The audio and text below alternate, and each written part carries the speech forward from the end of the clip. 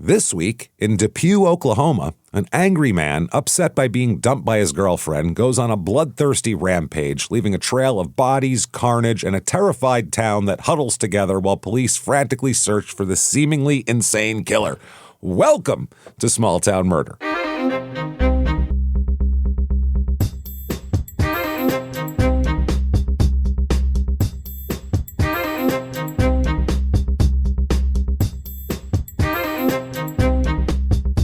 Hello, everybody, and welcome back to Small Town Murder.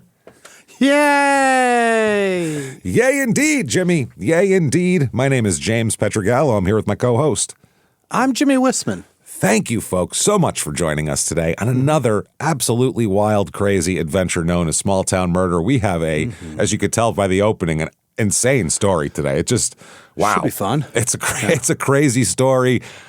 There should have been 10 more people dead. It's insane. I don't even know how this happened. It's a wild story. We'll get to that. Before we do, head over to shutupandgivememurder.com. Now is the time to get those tickets for live shows for the rest of the year. Summer's almost over, and we're about heading back out on the road. Milwaukee, September 18th. I think there's a few individual tickets left for that one. I think that's about sold out. Yeah. State Theater, Minneapolis, September 19th. Get your tickets right now. Those are available.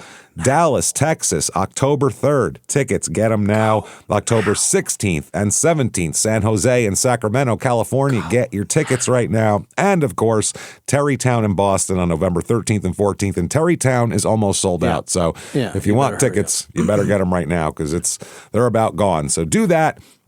At shutupandgivememurder.com is where you get all of that and more, all the merchandise, everything from coffee cups to skateboards. So have that. And then when you're done with that, definitely listen to our other shows, Crime in Sports, which we have a wild murderous tale we're telling right now. There's really nothing to do with sports, so check that out. And then Life's lived. It's great stuff. And then your stupid opinions. You don't want to hear opinions on how a Hardee's in Arkansas sucks? Come on, you want to hear it. We're going to talk all about it. So check that out. Get yourself Patreon as well. Patreon.com/crimeinsports. There you go. Everybody there. All you need is $5 a month. $5 a month or above gets you anything we put out and everything we put out, including as soon as you subscribe, you get almost 400 back bonus episodes you've never heard before. Binge on those and then wait because every 2 weeks, 2 more come out every other week. So one Crime in Sports, one Small Town Murder, and you get them all. This week for Crime in Sports, we're going to do what we like to call in other news, which is crazy old-timey articles that are around other stuff we've looked at. So that's so much fun. Then for Small Town Murder, Love After Lockup, Season 7. Will Moo Moo get his thruple, everybody? Let's find out. My God, Willie. Come on. If Moo Moo can't pull it off, who can, is my question. Who amongst us? What hope does the rest of us have if Moo Moo can't find happiness? So do that and hang out with us. That is patreon.com/crimeinsports. And you get all the shows we put out. Crime in Sports, Your Stupid Opinion, Small Town Murder, both episodes, all ad-free as well. Wow. Ad-free. And you get a shout-out at the end of the show where Jimmy will mispronounce your name. Well, really trying his best to concentrate on it. So that said, disclaimer time. It is a comedy show, everybody. We're comedians.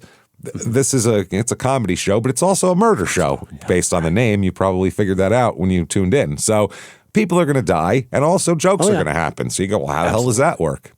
Works really easily, actually. There's plenty to make fun of. They make fun of a small town. Why not? We're all from somewhere that deserves to be made fun of. Let's have a sense of humor about ourselves. Where we make fun of a police force that lets a murderer go free and kill more people. We make fun of murderers because fuck them. What else do we don't have any other recourse against them. But what we never do is we never make fun of the victims or the victims' families. Why, James? Because we're assholes. But we're not scumbags. See how that works? It's pretty simple there. So if you think that simple logic works for you, you are going to hear a wild story and have a good time. If you think true crime and comedy should never, ever go together, I don't know why you tuned in to begin with, but check it out. You might not be disappointed because I think we do the best storytelling of a true crime podcast out there. So check that out. And if you hate the jokes, I don't know, tough shit. Listen to the murder stuff. There you go. That's it. I think it's time, everybody, to sit back, clear the lungs. Here we go. Arms to the sky, and let's all shout. Shut up and give me Murder. Let's do this, everybody. I missed Give because you went ahead of me. I was like, oh man, I got to catch up. I was doing weird stuff today. Yeah. I was in an attic. I was breathing in dust. I don't know what weighs up anymore. Yeah, that's what happens. Yeah, you've had that. I have dog seizures. It's a real fucking. It's been a real banner week here. Real life shit happening. It's been a lot of shit going on for us. So let's go on a trip, shall we? Let's put it all behind us and find people who've had worse weeks because nowhere near as bad as this week that we're going to talk about in this show here. Let's go to Depew, Oklahoma. Depew. Depew. Depew. The stinky, Yeah, that's it. Eastern Oklahoma. It's about 45 minutes to Tulsa if you want to go someplace terrifying based on those fucking first 48 episodes. Those are a scary place. About an hour 10 to Oklahoma City and about 2.5 hours to Velma, Oklahoma, our last Oklahoma episode 682, The Perverted Pest Killer. I remember that. He was a weirdo. This is in Creek County. Area code 519 and 918. I'm sorry, 539 and 918. Can't hold these people with one area code. Sure. Absolutely. A little bit of history here. The area around Depew was originally within the Creek Nation, which is an Indian territory. Yeah. However, in 1896, the Indians were, quote, assigned land allotments. They were forced off their land to go to reservations so that homesteaders could settle the region. Yeah. If you've seen, They'll do a better job with it. Yeah. The land, which would become Depew, was first allotted to a Creek Indian woman named Lydia Barnett. I'm sorry. Lydia Barnett, who held the title to 115 acres. And then there was less than 6 acres of that reserved for the St. Louis and San Francisco Railroad. And then the railroad came through and a small settlement happens around that. Okay. They called that Hall. That was the original name of this place. So in 1901, a guy named Walter F. Malley, he gave them the current name of Depew and opened a post office and did all of that kind of thing. He was advertising you should come live here because it's got good wildlife and timber. So trees come make pews and shit. Do that. So this guy had visited the site and then returned the next day and bought the property for $10 an acre. Wow. Pretty good deal. Not a bad deal. The Depew came from New York Senator Chauncey Depew. Oh. That's where it came from, they named Big it fan. after him. Yeah. Depew Investment Company plotted the town, and basically he was the richest guy they knew. So the town gets named Depew after him. like a state senator or a... He was a New York senator, I think, New York, United States senator from New York, I believe. The town still has the original 1920s Route 66 concrete running through the center of town. Who gives a shit? Route 66. Oh, they care a lot about Route 66 around here. Wow. Flagstaff still embraces that shit, and nobody cares. No one cares. Yeah, kids are like, what does that mean? Yeah. No one born after 1971 has any connection to Route 66. That includes us. Yeah. It was like, I heard that song, but other than that, I have doesn't mean anything. I to me. drove it, James.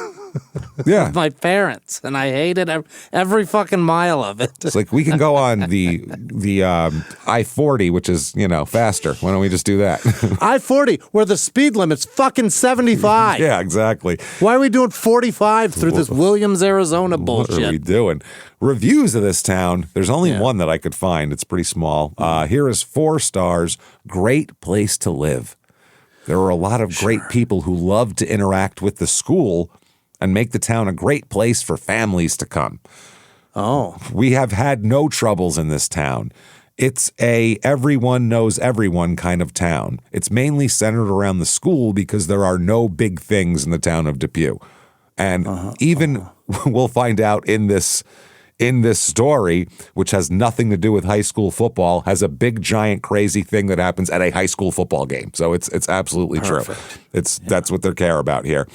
People in this town has basically been going down in population since the Depression, since the 1930s. It was at its most populated in 1930, and it's almost every decade gets less and less. Today, there are 400 people here. There was about 1,700 back in the 30s. More men than women, 51% men, which is weird. It's just not what we usually see. Median age here is right around the national average, 37.7. Family here, 40% married, 18% are single with children, so that's a little above the national average, but no crazy stats really jumping out.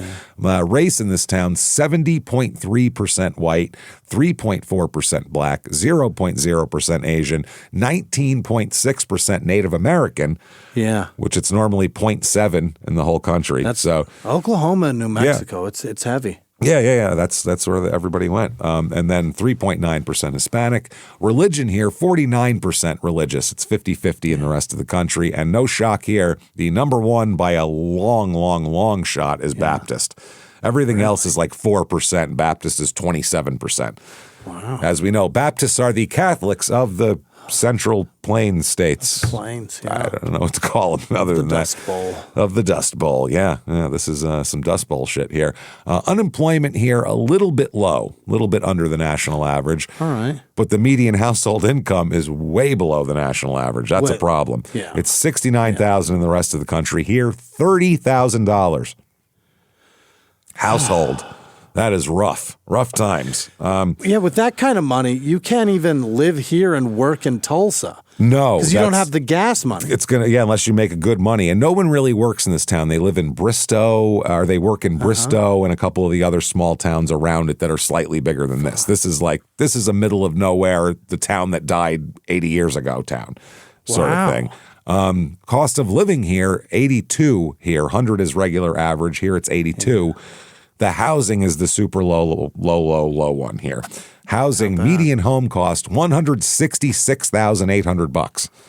So it's not low enough. No, but again, this is like basically you're living in 1996. You make 30 grand and your house costs $160,000. It's like living 30 years ago. If we've convinced you that you'd like to go back and live in another decade, we have for you the Depew, Oklahoma Real Estate Report.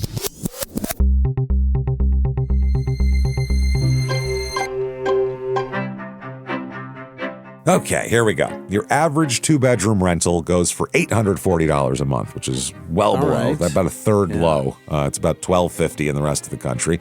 Here are the houses, and there's not a lot of them, and they're not great.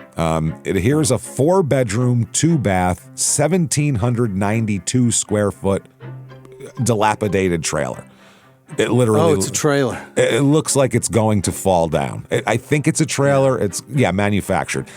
The front porch looks like if you stepped on it, it would be the bridge from Funny Farm. It would shake back and forth 3 times and then crumble into a pile, just a dust cloud. It's scary. Nice. $113,000 for that, but it's also on 3.35 acres. Okay. So you get a little land. Yeah. Here is a 3-bedroom, 2-bath actual house here. I don't know, it's manufactured though, but it's not a trailer. But it was delivered. Somebody brought it in pieces on trucks, definitely. It had wide load glued to the back of it at some point. 1,512 square feet here. No land really to speak of here. Just a small little lot. $120,000 for that. Fuck. The house, too, it was built in 2006 and definitely hasn't been touched since. A lot of carpet, a lot of old tile. A lot of shit like that. Bolted in 2006. Yeah. And then finally, this is in nearby Bristow, which is where most of these people work and shit. It's very close by. This is a 5-bedroom, 5-bath, T-bowl for each and every B-hole, 3,913 square feet on 40 acres. Fucking A. Huge. It's a nice house. It's got like brick on the outside. It's a sweet looking house too. It doesn't look like some long raised ranch or something. It looks really nice. $849,900 for that. And that's with a $25,000 price cut as well. So I mean, it's a big place. Good. But you got to live in the middle of nowhere in Oklahoma. It's got like a pond, a fishing pond on it. It's a nice property if you want to live there, but it seems rough. But it's hot as shit here too. Yeah, that's the other problem. Things to do here. Not much, I'm going to be honest with you guys. Not a whole lot. I did find the Depew Route 66 Festival and Car Show, though. Okay, yeah. They're obsessed with Route 66, Jimmy, obsessed. Get ready for a day packed with excitement at the Depew Fall Festival this October. Hosted on original Route 66 concrete. That's their claim to fame. This festival's a great place to make memories on the Mother Road. Jesus, the Mother Road. On the what? The Mother Road. And that's capitalized too, at capital M, Mother Road. Is that what it's called? I've never heard it called that before, but in this place, that's all they got. Maybe. I don't know. So stupid. The Car and Bike Show will feature a fleet of muscle cars, bikes, and trucks. You can also enjoy live music, food trucks, craft vendors, bounce houses, or try out the Firefighter Obstacle Course. We have a couple of blown out ACLs on that bad boy. That'll be fun. Yeah. Bring the whole family to Main Street to join the fun this fall. Keep the kids entertained all day. It's proudly presented to support the Depew Ladies Auxiliary. That's what the money goes to. What is that? So it says, whether you're a local resident, a cross-country road tripper, or a classic car hobbyist, there's something here for everyone. Whether you're from here, not from here, or like cars, we got it. You're covered. Do you like cars? Yes. Are you from here? No. Are you from somewhere else? Doesn't matter. Doesn't matter. You like cars. You're in already. Basically, you just have to like cars. That's it. Free to attend, but to be in the car show, it's $25 per entry if you want to have a car and be in it. Then there's the Route 66 After Sturgis Party. Oh, fuck. This is bike. They have tons of biker shit around here, too. After Sturgis. That's After three Sturgis. states away. It's 3 states away. Bring your fucking way long tan titties on down here. Yeah. And after you've been drinking for a good solid week and Bring come your drink at our man town. ponytail and your leather shoulders. Bring 'em. on over. That's what they call their wives, their leather shoulders back here behind me. This is August 20th through 26th, so it's coming up. It's right now, actually. Oh, boy. Great bands all weekend. They don't name any of them, but great bands. They're great. The best. Wild adult Wild adult contests and games. Adult contests and games. What t-shirt contests? Well, there's more. Bike games and show, raffles, indoor facility with food, stripper pole, and catwalk. I love how I kind of want to go. if you go to this town, I guarantee you we're all just good God-fearing Christian people, and unless the bikers come, then Till Sturgis ends. take your tits out.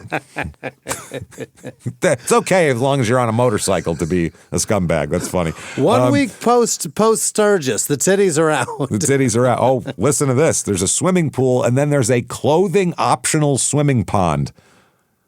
A fucking pond full of naked, scummy bikers who just got done with Sturgis. Think about that. Oh my God. They just did a week. There's fish floating to the top. Like you just put a fucking stick of dynamite in there when those people jump in. They just put their balls in and all the fish died. Oh, man. There's a water slide, free tent camping, free hot showers, clean restrooms with flush toilets. Oh, is that right? And a whole lot more fun. That's what it says. Flush toilets. Now, boy. what does it cost for this? A weekend pass is $50 per person to see. A weekend. Weekend pass. Saturday only, $40 per person at the gate. Oh, God. Wow. Cabins are $300. And Per night?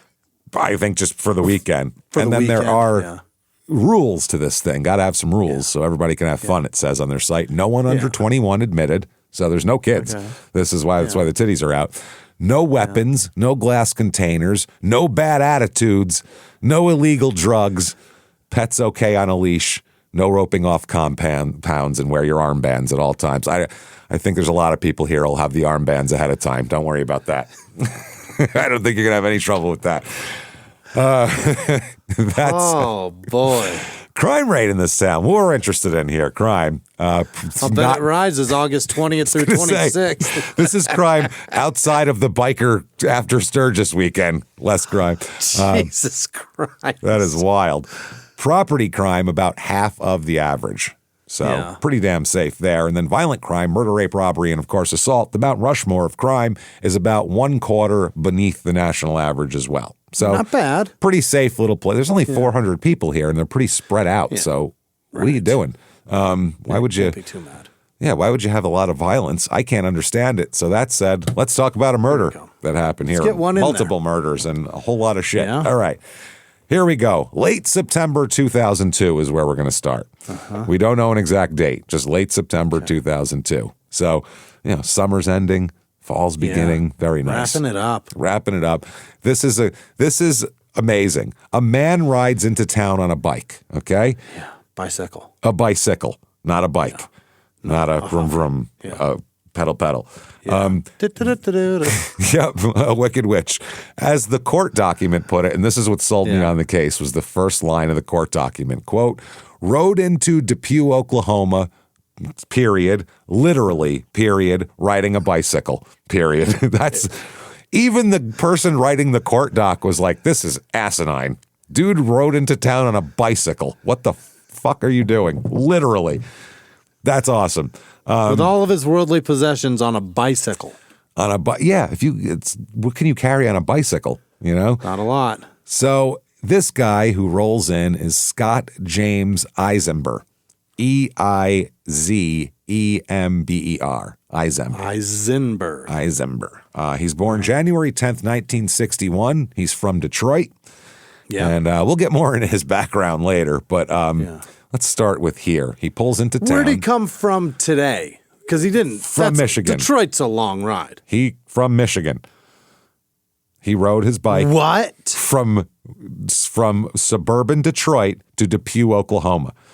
That is no shit. Holy. He literally did that. He rode from there to there. Okay. Dude rides his bike.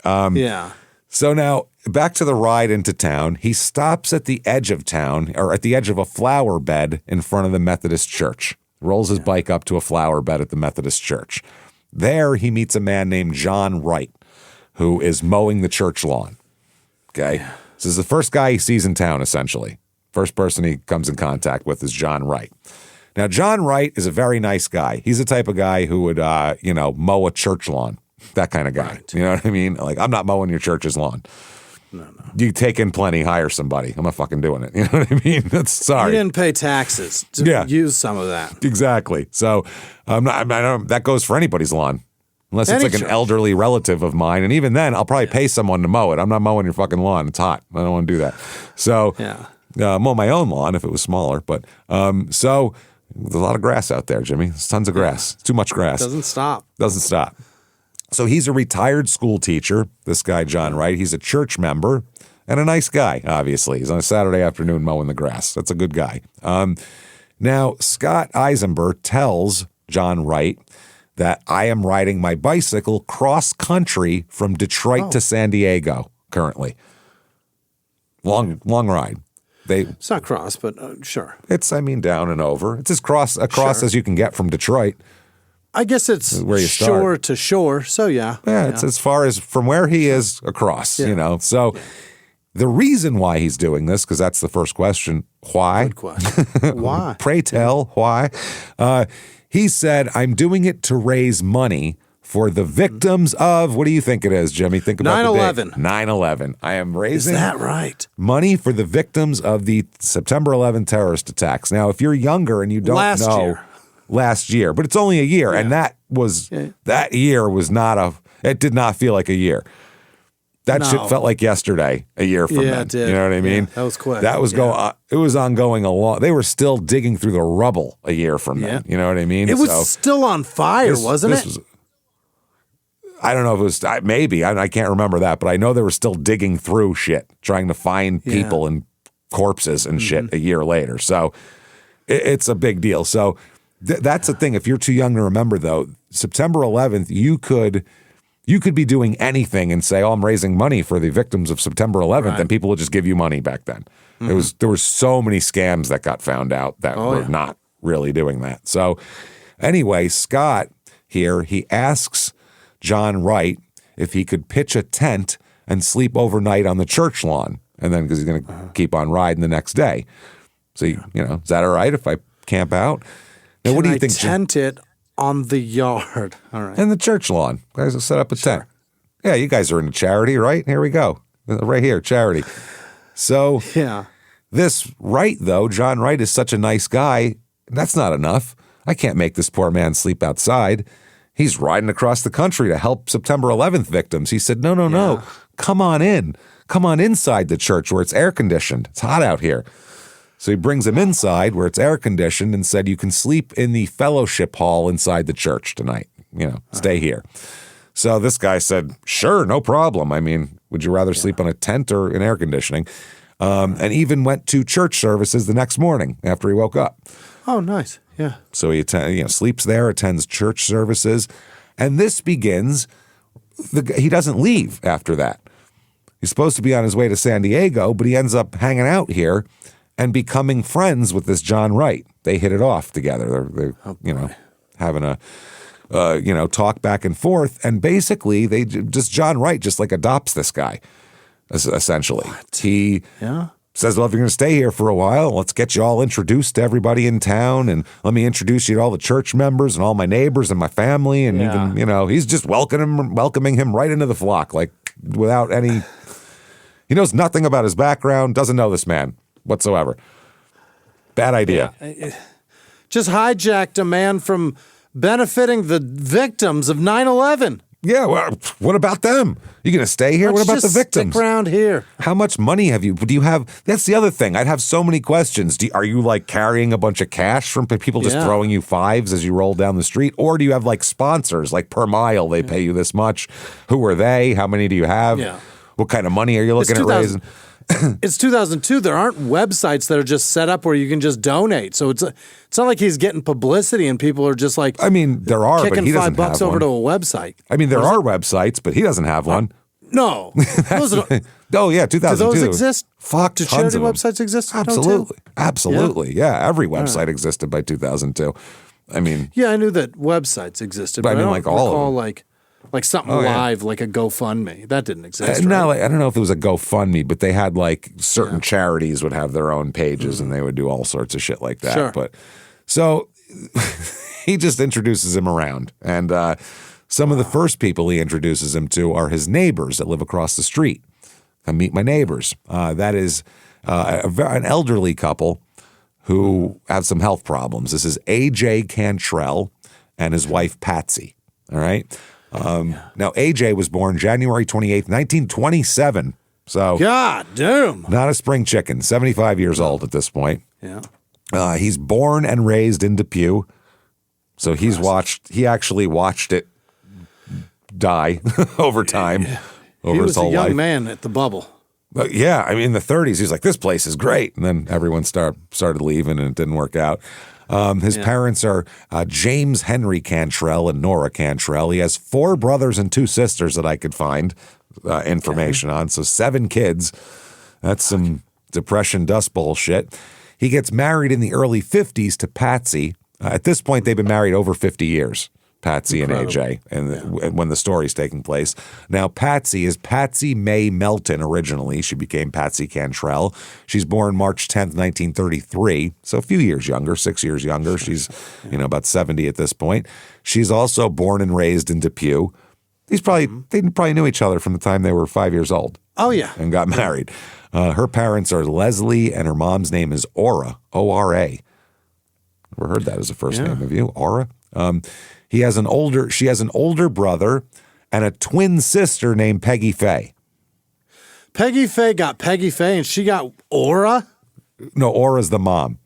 Oh, she's okay, Patsy May and her sister's Peggy Faye. Got it. Her parents named them Patsy May and Peggy Faye. Boy. Which is Patsy wild. And Peggy. Yep. And May and Faye. Fuck it. May and Faye. Now, AJ and Patsy have 3 daughters together. They have Deborah, Marcia, and their youngest, Linda, together. Okay. AJ, for years and years, was a sign painter. And from what I understand, an excellent sign painter. Really? He painted gym floors. If the high school needed their logo on it, he'd paint that. He did on the sides of oil tankers, he did logos. Oh, that kind of sign. Yeah, so he does big giant signs and big things that he paints and he's the guy in town that does that and he's the best at it. Wow. He's also a musician, just for fun. He plays the guitar and plays the fiddle, and he taught himself how to do that over the years. And I was hoping we were about to get the inventor of the stop sign. No. But he could paint one up like nobody's business. Or the railroad crossing or some shit. You give him a piece of metal, he'll paint it. Don't you worry about that. Yeah. So the problem is AJ is not doing well health-wise by 2000. Oh, no. Late 2002, early 2003. He suffered from what his doctor called end-stage chronic COPD. COPD. Yeah. Chronic obstructive pulmonary disorder. That's what he's got. He's got emphysema so advanced that his physician said he could not walk across a room without going into real distress. Wow. He has to take a break going from the living room to the kitchen. He's not doing well. Fuck. He's doing bad. Is that what emphysema does? If it's that bad, you can't breathe. It's you're drowning essentially. Boy. There's fluid in your lungs, so Shit. More of that. You can't breathe. You can't get any oxygen. You're tired and you can't move. Stuff. He also has diabetes. Oh my. And a really bad rotator cuff injury as well. So he can't lift his arm up or out. He basically has it's just dangling. And he's too old and sick to get surgery on it. So, oh my God. I mean, Patsy's been a homemaker most of her life. She was a part-time substitute teacher after the kids got a little older, worked for Bell Telephone for a little bit. She collects antiques and goes to church. That's what she does.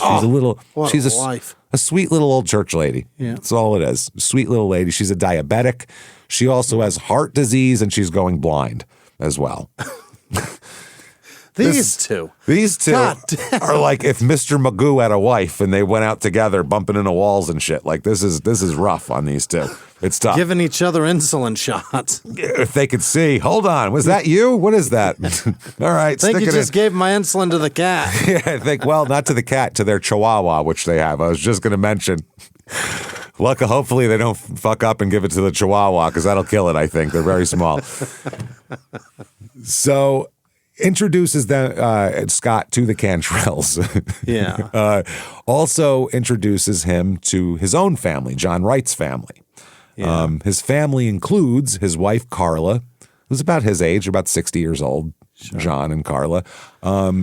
Carla's also, they have his daughter and his son-in-law he introduces him to as well. His daughter's name is Kathy Biggs. She's a registered nurse. She has a 16-year-old son named Tyler Montgomery, who's a fucking badass. Wait till you hear about this kid. Yeah. From an earlier marriage.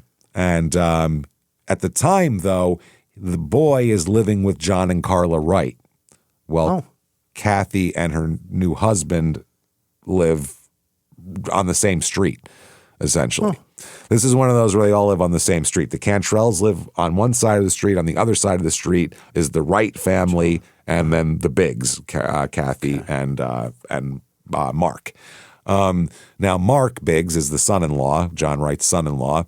Now, he has a boot and western store. That's what he does. Yeah. Which seems... How many? There's got to be boots. Biggs boots. Who else? What else would it be? There's got to be so many of these there, right? Oh my God! Every town is overflowing with these things. Has to be. That's all these people wear, I would imagine. So it's this and tack and feed stores. Tack and feed and the kind of 4-H stores. Yeah. Yeah. Sometimes the tack and feed is the same one as Bill. They have Big this boots. shit. They have these in there. Yeah. Yeah. I've been in those Biggs places boots, where they tack and feed. There's a clothing section. Boots and feed and tack. Wow. We groom your pets too. Bring them on. Bring your fucking alpacas in here. We'll trim them up. They don't care. So now when Mark Biggs meets Scott, they talk for a while, and he said there's a machine in his boot and western wear store that isn't working. It's a machine, some machine that does something. I don't know, makes a custom some shit. So sews the sole on or some shit. Something. So Scott says, well, I think I can help you with that because I used to be an engineer at the Ford Motor Company. So in Detroit. I can fix this for you probably. I'm good with machines. And so Wright, John Wright takes Scott to the home, to Mark's home, and he works on the machine, apparently fixes it. Oh. So there you go. He's good with machines. That night, Scott stays the night at the home of Kathy and Mark Biggs. So he fixed the machine. That earns him a night in the spare bedroom, essentially, where You can come on over. where the boy should be sleeping, the 16-year-old, but he's not for some reason. So a couple days later, here, out of nowhere, Scott tells the Wrights and the Biggs here, Mark and Kathy and John and Carla, that he needs to go to Edmond, Oklahoma. I have to go to Edmond. They said it's not really safe to ride your bicycle on the highway out there, and it's going to be dark by the time you get there. So we'll just give you a ride. How's that? All right. And he said, well, yeah, great. Sounds good. Sure. Okay. They don't hear from him again. That was September 2002. They don't hear from him again until the week of Thanksgiving. So Scott. They drop Scott off in Edmond, Oklahoma, and then that's pretty much all they hear from him. So they figure that's it for Scott. He moved on, He lives in Edmond now. That's it. Or in San Diego or Detroit or fucking, Coeur d'Alene. Who knows? It could be anywhere. Wherever there's money to be made for 9/11 victims, that's where he'll be there. Yeah. Wherever money can be collected for the victims of a terrorist attack, that's where I'm going to be. That's right. Because I'm Scott. You'll find me there. You'll find me there. So they don't hear from him. Then they learn that he was arriving. He tells them he's going to be at the Tulsa bus station, taking a ride from the bus into Tulsa. So, okay, John Wright's wife, Carla, asks Mark Biggs, her son-in-law, will you pick Scott up at the bus station, drive him back to Depew? I don't know how he became a member of the family in a week to where we have to pick him up from fucking airports and bus stations and shit. This is weird. But he's the only guy that could fix that machine. I don't know how he did it. We have to keep him alive. Apparently he's our responsibility now. That's it. We have to help him with everything he needs. We need to help this man. So Scott tells Mark Biggs and Kathy, or just tells Mark Biggs on the ride that, I'm just trying to get myself together because my wife and 2 young children died in a car crash. Oh, no. He said, and I don't have any place to live, and, I don't need to be back in Detroit anytime soon because my family's dead. So I got nothing to live for. That's why I got on this bicycle and try to make something in my life and help others maybe. I don't know. I'm that. Me and my mongoose. Yeah. That's right. So they said, well, you just stay for Thanksgiving dinner, mister. You sit yourself right down. You don't have a family. Extra trimmings for you, sir. Boy, do I have a gravy boat with your name on it. Oh, boy, you don't even know. We got cranberries, but we do them both ways. We got the can. We got the can that you can see the can outline in it, and you just slice them up. Which I don't mind the can out. I don't mind those because those are good cut lines. Those can marks, those are good. And then we made fresh too. We got everything here you can imagine for Thanksgiving. We're calling the gravy boat the SS Scott this year. SS Scott's our guy. That's it. So he stays at the Biggs home and eats Thanksgiving dinner with him. And they decide basically you can stay here for a little while if you want with Mark and Kathy. Mm-hmm. So he says, sure, I'll stay with them. No problem. Take it. Sets up the spare bedroom. Within 2 weeks, he's banging Kathy Biggs. What? Within 2 weeks, he is fucking the lady of the house. Within 2 weeks. I mean, I've certainly slept with people early, but not like people someone's that you wife like was house you're living in. That's not somebody I didn't take on a date and they were already in a relationship. And they're already married and with the guy in the house and they're feeding you. Like, this is crazy. That's crazy. Why would he do that? I mean, he's a bounder. That's what he does. Yeah. Good. I mean, Kathy, he's so what's sad. your deal? He's so sad from his wife and kids dying. He's got nothing, he needs some, and that's Sometimes the story. you just gotta fuck that guy. Yeah, he's like, he sat there and I'm just lonely. I'm lonely. My wife and she's dead and I've been so sad and all that. Next thing you know, one thing leads to another. She feels bad and it's time. So, pity pussy is underrated. No, it is. It's no difference to us. Your reasoning for letting us indulge is meaningless to us. We don't care if it's for sympathy. We don't care if it's pity. Consenting we to don't care indulgence. if you're super into it. Like either way, it's like it's the same experience for us, pretty much. That's the thing. As a man, However it is begotten. that's just biological. It's not our brain. There's no It's the way it works. consent is never ill-gotten. No. That's why a guy can go get a blowjob for $20 standing up in an alley and come. Imagine if a woman paid a man $20 to go down on her in an alley. She couldn't come for 6 months trying that. You know what I mean? A guy can get it off in 5 minutes. That's disturbing. Well, he's on the lookout for cops. Yeah, exactly. While he's scrolling, looking back and scanning the street and shit. Looking for pimps and cops. Someone who's going to roll him while his dick's out next to a dumpster. Well, he's in the most vulnerable position apart from shitting. I was gonna say, she's in the most vulnerable position, I would say, probably. Whoever's got a dick in their mouth is the most vulnerable, I believe. He'll still come. Where a woman that would never happen. Not in a million years. In a million fucking years. So that's why we're different. He keeps missing the clit, and she's looking for the cops. She's like, it's fine. Get a rhythm. Goddamn. Nope. So December. This is crazy. This story somehow gets crazier. December 13th, 2002.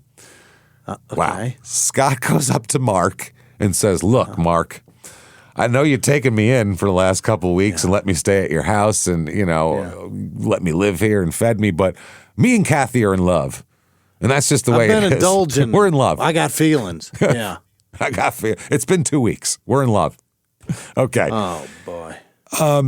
Now, part of this is Scott told Kathy that he got a court settlement from a trucking company that he worked for, where he got hurt, for over $1 million. He said, so I got money coming in. I got $1 million coming in here. So, whatever. And he also said that I'd like Mark to move out, though. Yeah, can't have both of us here. So Mark packed up his shit and left that day. How not in love has he been? What? He's like, finally. Thank you. Peace, bitches. Yeah. It has to be because if you were, wouldn't you murder him and put his corpse on his bicycle and shove him down the road? There you go, asshole. Bye. Go bring him back to the church lawn. Like, we gave you a ride down the road and didn't hear from you for 2 weeks. I think I could murder you and nobody will ever know. No one will ever know. Nobody. That's what I mean. Yeah. And this is crazy. Like, you're going to move into my house and do this, and I'll just leave. Take over my house? Yeah. And by the way, the murderers in this story, murder is not Mark killing Scott. You'd imagine that's what's forthcoming now. Now Mark's going to murder Scott. No, he's not. So he moves out. What's up with December. Kathy? A lot of stuff's up with Kathy. Yeah. December 21st, 2002, 8 days later, Mark files for divorce. So that sounds like he was done. And this was the final push. I mean, if you sleep with somebody else, there is no talking about this. That's how he feels. That's it. So the next few months of this relationship here, we'll talk about. Mark and Kathy divorce pretty quickly. They have no kids, so it's an easier divorce. Well, they had Tyler, right? Oh, well, no, Tyler's Tyler's Kathy's, not his. Oh, okay. Tyler's a Montgomery, not a Biggs. Okay. Got it. So, but damn Montgomerys, that just reminded me of Righteous Gemstones there. So, anyway, they get divorced. Scott and Kathy live together for a few months. Okay. They shared an apartment in Tulsa. Hey, big shocker, that $1 million never materialized. It's not real? Not real. Stop it. You'd think he'd just give it all to the families of 9/11. He's so concerned, but maybe surprised. And surprised. Yeah, that's what he should have said. I gave it all to the families of 9/11. I'm sorry. I had to. It ate at my soul, Kathy. It ate at my soul. I had to. You divide $1 million by 30 or 3,000. It's not much. It ain't much. That's the thing. Yeah. And you gotta. Maybe it could just be one day of happiness for that one of them families. That's all I'm saying. Maybe a day in Disneyland for the kids. Something. It's probably $3,000 a person, isn't it? Something. Family. I guess, yeah. So in July, Kathy's working as a registered nurse in Lawton, Oklahoma, working 6 days on and 6 days off. That's a pretty good life, right? It's not a terrible schedule. So she works in Lawton, and then when she's not working, she returns to the Tulsa apartment and stays with Scott here. He begins to basically, she's got a life. She's a registered nurse. She has a job, a good job. She's got a son that she keeps in contact with and does all this. It's not all revolving around Scott, and he's not real thrilled about that. It's very upsetting, yeah. He doesn't like that. He moved her off the street where her family lived, so maybe they could, he could control her and have control of her. So it's very weird. He told Kathy how she was allowed to dress. This is what you're allowed to wear. Like, he laid down the law. It wasn't, individual. If I don't like that shirt, it was you're allowed to wear shit like this or like that, and that's it. Yeah. Which is weird. That's not how you live? I tell Sarah exactly what to wear, and then she kicks me in the balls and puts on what she wants. I'm not going to tell people what to fucking wear. You kidding me? You've met my mother. Imagine if someone told my mother what to wear. She'd stab them. Like, I've never thought that was an option to control a woman for one fucking second. She literally would. Yeah. I didn't know there was an option outside of, babe, that looks amazing. That's it. It's either that or I'm not saying shit. One of the That's it. Those are your options. Yeah. One or the other. Yeah. So he told her that he would tell her how to wear her hair in ways that, the way other people put it, in ways that would be the least attractive to other men, which I don't know.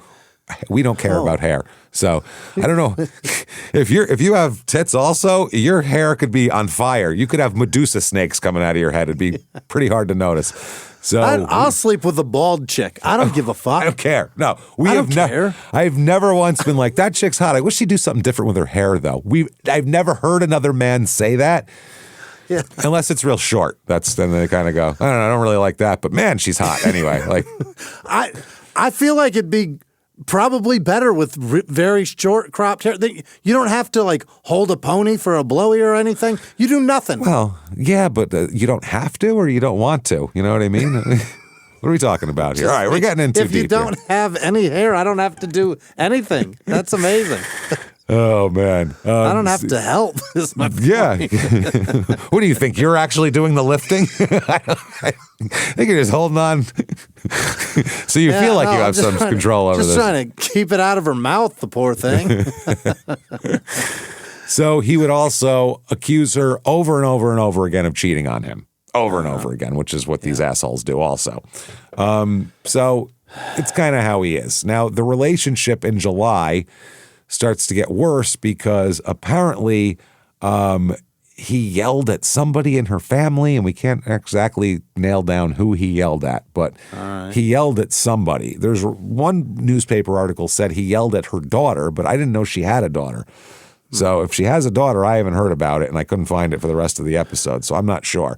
One thing he does do to her, though, during this time period when she's trying to rebel and trying to get her own autonomy. He's beating her, right?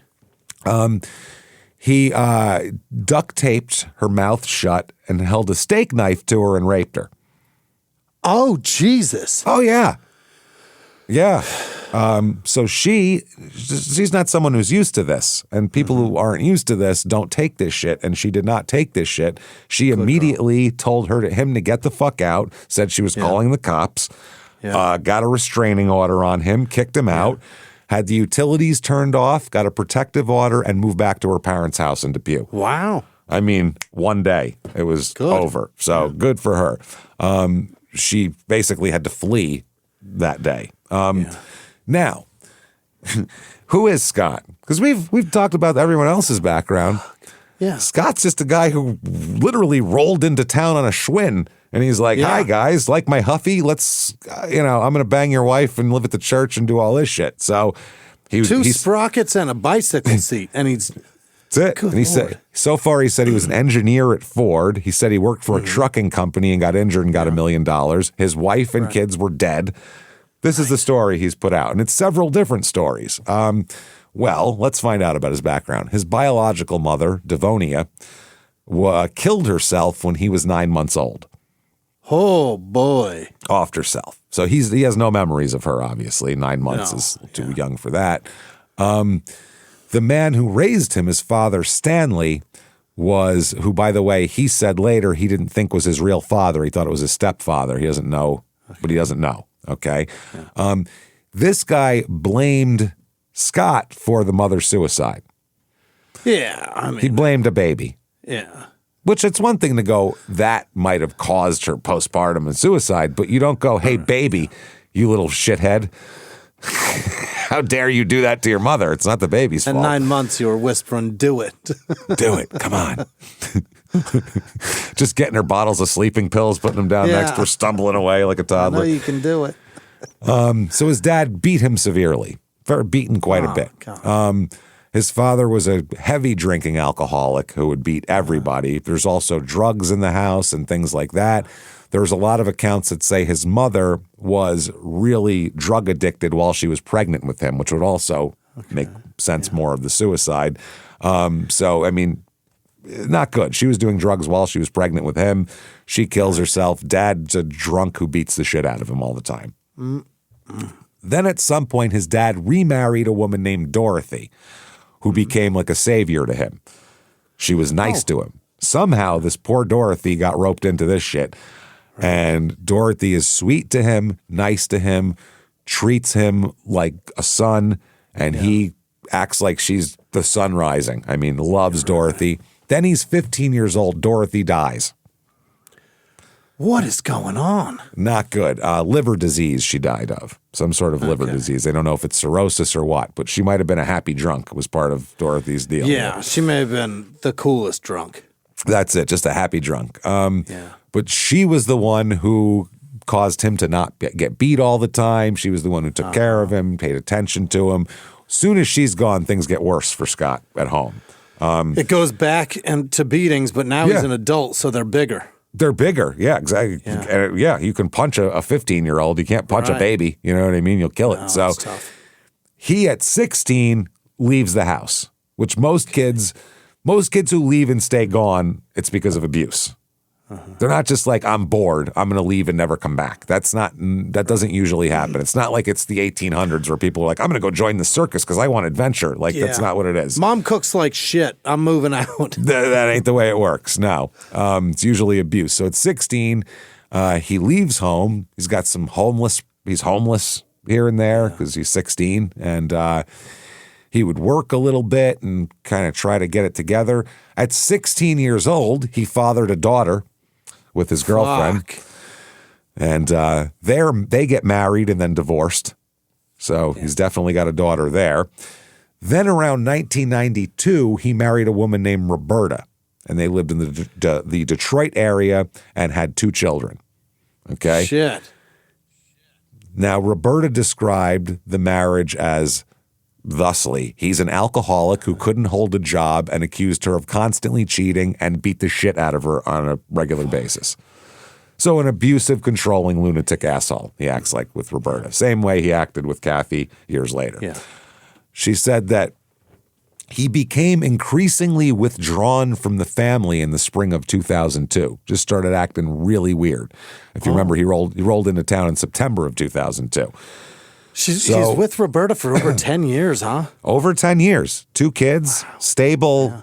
I mean, not stable. You heard what he was doing. But from the outside, a house with 2 cars in the driveway and, kids and all that shit. So Roberta described the moment she decided to leave. She told Scott that she was taking the 2 kids and going. He said, if you ever try to leave, I'll kill all 3 of you. 2 kids and you. Okay. Yeah. So she left and filed for divorce and returned with a police escort to get her shit. Oh, smart, yeah. He's not good at picking victims. He's not good at it. He's very bad at it. He doesn't have that victim hunter prey thing. Doesn't have that. Picks That's sixth sense. Who he wants to abuse. Yes, and they're not up for it. No. So, I mean, they've all got a line. That's what it is. Exactly. And they got a hard line in the sand that once it's beyond that, they're out. Yeah. He's just looking for a victim and hasn't found one here because none of these women will deal with his shit. He apparently likes a certain woman and a woman with a certain, I don't know if he likes strong a woman. women. I don't know if he likes a woman with a certain amount of strength so he could try to break it. Is that his goal, maybe? That might be it, yeah. Maybe, I don't know. It's weird. So, yeah. Anyway, it might be something about Dorothy, that he's trying to duplicate her somewhere, and Dorothy was a good person with a constitution, just with a drunk. Liver kicked her ass. That's it. Yeah. So that inside, basically, this is what she said too. When she goes back to get her shit, inside the house, she found rotting packages of ground beef and all sorts of gross shit. All sorts of weird, disgusting thing. He apparently then stalked and harassed Roberta. There's a rumor, and we don't know if this is true, that he molded some of these beef things into tiny, like, figures. Like little Robertas? Little people, and let them rot, like of the family. Like her and like two smaller ones, like what kids. What the fuck? Don't know what the deal is. Hamburger voodoo dolls or some shit? Some shit. It was rotting away. So my God. He then harassed her, stalked her. She got a restraining order. He violated it. He was arrested. He made bail. And then, while out on bail, is when he got on his bicycle and skipped town and showed up in Depew, Oklahoma. On bail. My God. From beating He's an absconder. An absconder out of jail on bail for beating his fucking wife and violating a restraining order. He's gone. Holy shit. That's how he ends up here. So late summer, he got on his bicycle and rode for 950 miles and ended up in Depew, Oklahoma. Yeah, that's how you get. That's how most people. That's the propulsion that it requires. Is back there is cops. Back there is jail. Yeah. Route 66 is all open. I'm going to get some kicks. That's all I'm going to do. Man. That's all I can do at this point. Let's see, kicks or jail? Which one? Route 66 it is, pedal. Man. So now back to the present timeline of not his thing. This is where he went after she kicked him out, apparently. Mm-hmm. Apparently she kicked him out. And he ended up, we don't know when this is. I don't know if this is when she kicked him out or if this is where he went for the time he was gone from before Thanksgiving. Remember that long stretch? Oh, to Edmonton or Edmond. Yeah. Edmond, yeah. Either way, at some point, he ended up in New Mexico on his bicycle. And was telling people, he was in Tucumcari and was telling people that he was collecting money for 9/11 victims again. Yeah. And he was arrested there in connection with a stolen vehicle. And those late charges were later dropped. And then he was staying at a shelter. And then he kept going on, moving on from there. So September 2003, Kathy realizes that she had canceled all the utilities, canceled stuff, but she forgot to contact the cable company. She didn't contact the cable company. And when she finally did, they told her she had a huge bill. And she's like, what the fuck is this from? They said for the past 36 hours, somebody has been at that residence constantly renting adult movies. Constantly getting porn. Just 6-hour Spice Channel block 6 times, just over and over and over. 36 straight hours of porn. 36 hours. And I'll have another, please. And more. Imagine watching 36 hours of porn. I would just be like, oh, God, please make it stop after a while, wouldn't you? No more, please. It's the funniest prank of all time. It's fucking insane. So she heard that. And so she ends up sending the fucking cops over there. Yeah. And what they find is him sitting in the apartment like a dipshit. Mm-hmm. He's destroyed the entire place. He shredded up her clothes. He tore up all of her pictures, just destroyed everything that was hers in the house. And then obviously got 36 hours of porn. So he's arrested for burglarizing the apartment and he's put in the county jail.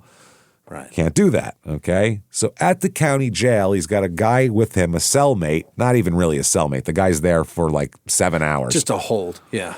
He's a professional hairdresser who got a DUI at midnight. Oh, God. So they stick him in the cell with this fucking lunatic. Oh, boy. And by the way, this was his only arrest. This guy's not a criminal. His name's Joel Weinstock. He's just a guy who had one too many drinks. So they stick him in with Scott, and they start talking because he's had a few drinks, so he's talking to him. And Scott tells this guy that my girlfriend is a pharmaceutical rep. Meanwhile, she's an RN, and she was dealing drugs as well, and that he was in the cell right now, currently trying to figure out a way to, quote, get even with her. Oh. Gonna get even with her. Okay. So October 2003, he is released from custody. He makes bail somehow. All right. Shit. He makes bail, and, obviously, I don't know if this guy's going to go do another court case or not, but he posts bail. And he'd been bailed on felony charges of second-degree burglary, violation of a protective order, and malicious injury to property. That's what he was being held on. Okay. Seems like it would be a pretty decent bail. But why is there not any communication with the people back in Detroit to find that he's got a warrant for that? Yeah. Well, that might not be an extraditable warrant too. Okay. That's the other thing, because that's a big deal with in between states if it's an extraditable warrant or not. Because if it's a non-extraditable, they'll just let you go in that state. They're like, we're not going to hold you. That's their problem. Bail jumping is usually extraditable, isn't it? I guess it depends on what you're on bail for. It depends exactly. Remember, even on Love After Lockup, that Courtney had a bunch of warrants in Washington for things, and they were non-extraditable. Even that was Grand Theft Auto, and so they basically told her, "Don't go to Washington if you don't want to get arrested, but otherwise they're not going to come get you." And that was that. So, now, October 17th, 2003, he hitchhikes from Tulsa back to Depew. Scott does. He believed that Kathy was staying at her parents' house, the Wrights, with John Wright, the guy who brought him into this whole fold, and her son Tyler's there as well. So what he does is he sets up shop in an abandoned car next door to the Cantrell household with AJ and Patsy there. Right. Next door to them, there's an abandoned car, so he spends the night in this car on October 17th. This is right after he got out of jail, okay? October 18th, he waits for the Cantrells to leave their house, okay? Watches them leave, which that must have taken a while just to get to the car. The guy took 3 breaks walking from the door to the car. Wow. So he does that, and then he slips in through an open back window and breaks into the Cantrells' house. Goes into AJ's house, yeah. Once he's there, he finds a .410 shotgun and shells. Why does AJ even have that? He can't operate that. No, not anymore. He can't lift it up. And it's a single shot. Load, shoot, load, shoot. Yeah. Okay. Mm-hmm. So he finds this. He loads it and takes all the rest of the shells, puts them in his pocket. And he's sitting there and he waits. Now, what's he waiting for? Well, he sets up at a front window that has a clear line of sight to the Wright house right across the street. John Wright and his wife, and Kathy, more importantly, who's staying there, and young Tyler, the 16-year-old. And what he's doing is waiting for Kathy to come home because he's got some scores to settle. He's getting even. He goes to the fridge, gets a snack, really sets up shop in there. You know what I mean? Now, eating all that low sugar shit. Yeah. Oh, he's like, God damn it, everybody's a diabetic in this house? Fuck. There's no Lucky Charms in this house at all. All this 0 sugar drinks in this house. This is garbage. He's looking around for the stash. Where's the stash?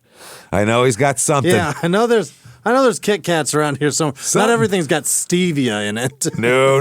There's a something. There's a payday in this motherfucker. If I have to kill to find it, I will. It's not all sugar-free dark chocolate in this piece of shit. No, not at all. We got something. So he ends up at some point in the evening here in the afternoon, and we'll talk about what happens there. He ends up leaving the Cantrell house and walking across the street to the Wright residence. Okay, he saw people in the house. Now, he rips the front door open and immediately finds 16-year-old Tyler Montgomery, Kathy's son. He's in a recliner watching TV. Okay. Now, Montgomery, the young Tyler here, sees Scott coming through the door carrying a shotgun and with a, quote, angry look on his face. Oh, boy. So Tyler knew that this guy's not welcome in the home, too. Yeah. So he goes, oh, shit. He jumps up and runs toward the kitchen where his grandmother, Carla, is in the kitchen. They're the only two home, Carla and Tyler. You know what Carla's doing? Baking cakes for her Sunday school class. You can't get more of an innocent cakes. grandmotherly activity as I'm baking cakes for the church kids. Like, wow. Okay. She's got several Duncan Hines on the counter. All sorts of shit there. So before Tyler could get to the kitchen, he's running to the kitchen. Scott opens fire on him. Oh, Jesus. Hits him in the lower back with a shotgun blast. Hits little Tyler? Hits 16-year-old Tyler with a shotgun blast. Tyler falls down. Mm-hmm. Okay. He then steps over Tyler's, at this point, prone body laying on the ground with a shotgun wound and enters the kitchen. He sees Carla Wright. Yeah. He proceeds to beat the shit out of her with the butt end of the shotgun while she's making church cakes. But it's heavy as fuck. Yeah. Oh, yeah. He's got wood stock and all that shit. Yeah. He inflicts at least 4 severe blows to the head with the stock of the fucking of the gun. Okay. Now, while he's beating poor Carla, Tyler's able to get up. Somehow shot in the lower back, he's able to get up and he runs to the back of the house looking for a weapon, something he can match. He's able to run. He's able to, he said, with great difficulty. It took him a while to get up, but once he got up, he was able to stumble and go look for a weapon. And Scott's not looking for him because he thinks he's taken care of at this point. Right. So he does that. Now, he goes to find where the guns are kept in the house. Unbeknownst to him, the guns had been moved to a different part of the house. No! He goes to open the gun cabinet, go, finally, and there's nothing there. And he's like, fuck. It's just wood spots. Nothing to do. So he can't find a weapon. So instead, he runs out the back door and jumps into his pickup truck. Yeah? Scott sees him run out the door and follows him outside with the shotgun as they're running. Now, Tyler sees Scott chasing him, gets in the pickup, locks the doors quick, and backs out of the driveway. Okay. As he's going to pull away, Scott catches up to him and jumps into the bed of the pickup truck with the shotgun. Yeah. And as he's doing this, he's loading a shell while he's in the back of the bed. Tyler can see him in the rearview mirror doing this, okay? Yeah. So what he does is he floors it. Oh, okay. And just rips the wheel back and forth, trying to get him, trying to fling him out of the truck, essentially. Toss him out. Hell trying to toss him out. He can't get him out. He's staying. If you just stay low, you can stay in a pickup truck. I mean, it might be a bumpy ride, but you're not going to fly out. So it's not a flatbed or anything. So he remained at the pickup truck, and then this is crazy. During one point when it's calmer, the driving, he lifts the shotgun up and shoots him through the window and hits him in the back of the shoulder. Tyler, God damn it! From right back here, he keeps driving. Wow. He's got a wound in the lower back, a wound in the shoulder, and he's like, fuck that. And he still keeps swinging the fucking wheel back and forth, trying to throw this guy out. Now, after he's shot the second time, he then takes the truck off the road and drives it in ditches, up and down ditches and shit, trying to really make it crazy. Then he realizes there's a high school football game going on right fucking now. That's where everybody is. I'm going to park this motherfucker on the 50-yard line. No, even better. There's cops there. He drives it up into the school thing, and there's a big, large metal pole at the entrance to the field thing. He just, on purpose, rams his truck in with his, blasts it as hard as he can. Pow! So everybody in the bleachers turns around and looks at this, and people start running over because, I mean, it's boom, and there's smoke, and there's holy shit, someone just hit the pole, okay? He knew he could get help at the football game because his grandfather was announcing the game. John Wright was announcing the football game, okay? So after this, Tyler jumps out of the truck and runs away for help, okay?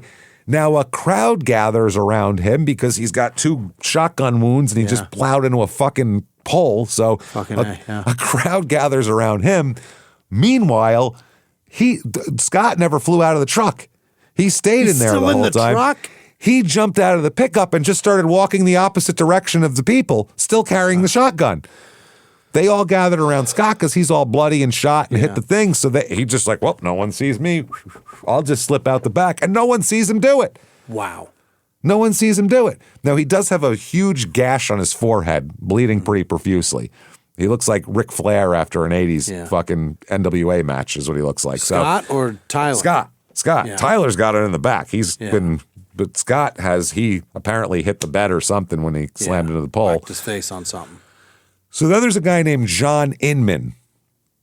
Okay, this guy is a good reason why you should always mind your own fucking business. Oh, no.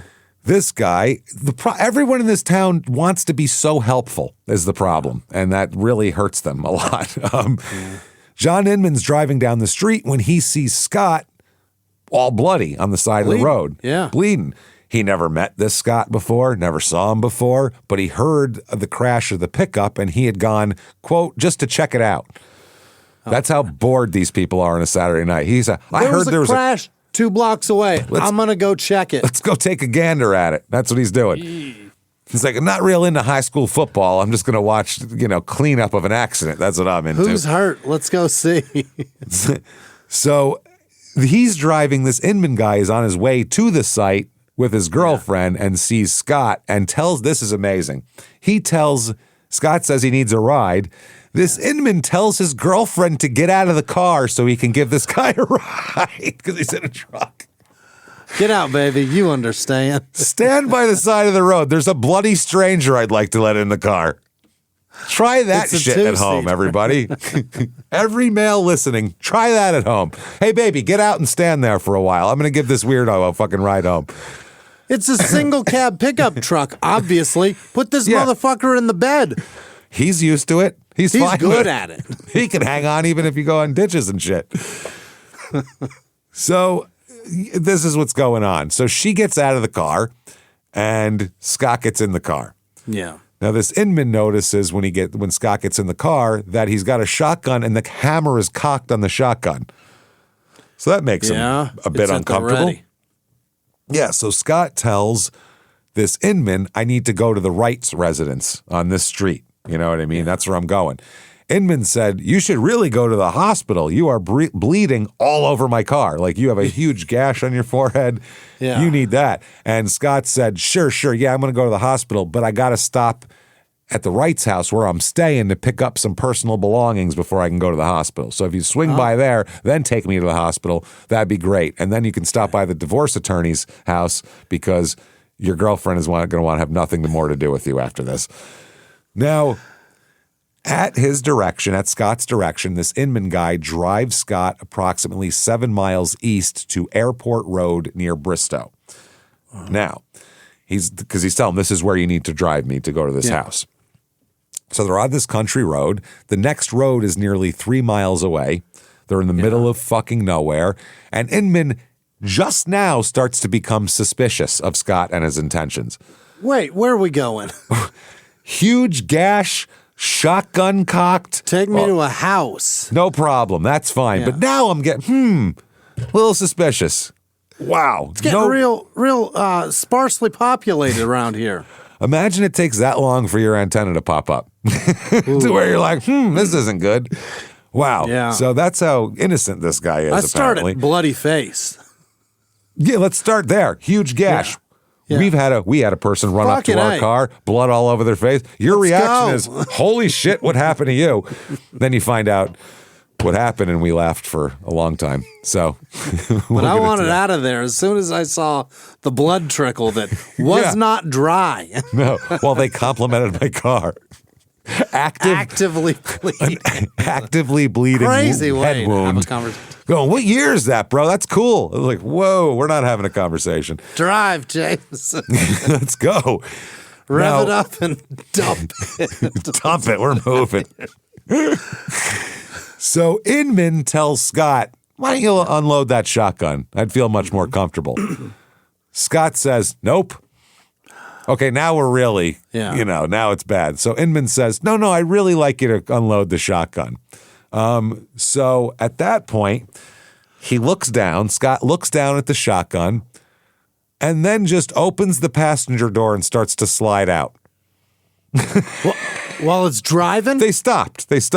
Okay. So when you unload the shotgun, he starts to slide out of the car with the shotgun. As he did, he raises the barrel of the shotgun up into Inman. Oh, God. So Inman thought, oh, shit, this guy's going to shoot me. So he grabbed the barrel of the shotgun and pushed it away from his head. Yeah. And at that point, Scott fired a shot that fucking buzzed his head. I mean, missed him by a fucking inch. Yeah. He could hear it going by his fucking head. So that happened, blasts a shot. So then Inman throws his car in a fucking drive, hammers it, much like us running away. And in the rear view, he looked and he sees Scott chasing him on foot while reloading the gun. Oh, my God. This is terrifying. It's like having fucking Michael Myers in your car, this guy. He never stops. So Inman does the first smart decision of the day and drives straight to the police department to report this. Yeah. So his girlfriend, how long has she been standing on the side of the road? That's my question. Just going, well, it's only the third quarter of the game. I guess I'll go watch the end of that because, boy, I'm bored out here on the side of the road. Man. So he goes to the police station. Now, Tyler and Grandma Carla, by the way, who were beaten and shot, Tyler ends up surviving his wounds. He has to have 6 or 7 surgeries. He's on a ventilator for a while. All this shit. They had to reinflate his lung because one of the pellets caught his lung. And for the rest of his life, his lung isn't going to be the same. No. But both he and Carla survived and recovered. Wow. Which is amazing. Now, while all of that's later, they recover and everything. But at this point in time, Tyler's still being tended to by the people at the football game, and Carla's still at home in a pile of blood, in a puddle of blood. Oh, my God. While all of this is going on, while Scott's chasing this Inman trying to reload his shotgun. So Carla's husband's calling a football game right now. Yeah, he's calling the game. He's saying 3rd and fucking 7. Yeah. So-and-so back to pass. So Carla, who managed to recover from her beating just enough to look for help, ends up, she can't see. There's blood dripping all in her face. Yeah. She's been beaten in the, so she's like wiping blood away, trying to make things out and can't really see anything. She goes across the street to the Cantrell's house to get help. Oh, God. Okay. So she had talked to Patsy earlier in the day, but she's knocking at the front door, banging on the door, blood pouring down her face, and the Cantrells aren't answering. Mm-hmm. But their car's there, and she thinks they're home. So she checks the knob, it's open, and she walks in the house. This is an emergency. You know what I mean? They'll understand. She walks through several rooms calling for the Cantrells. Where are Patsy, AJ? Where are you? She walked past the bathroom, and through her blood, she thought she saw a pair of legs on the floor in the bathroom. But her vision was too blurred, and she said that she thought it was a scarecrow because her grandchildren had been stuffing scarecrows earlier in the day.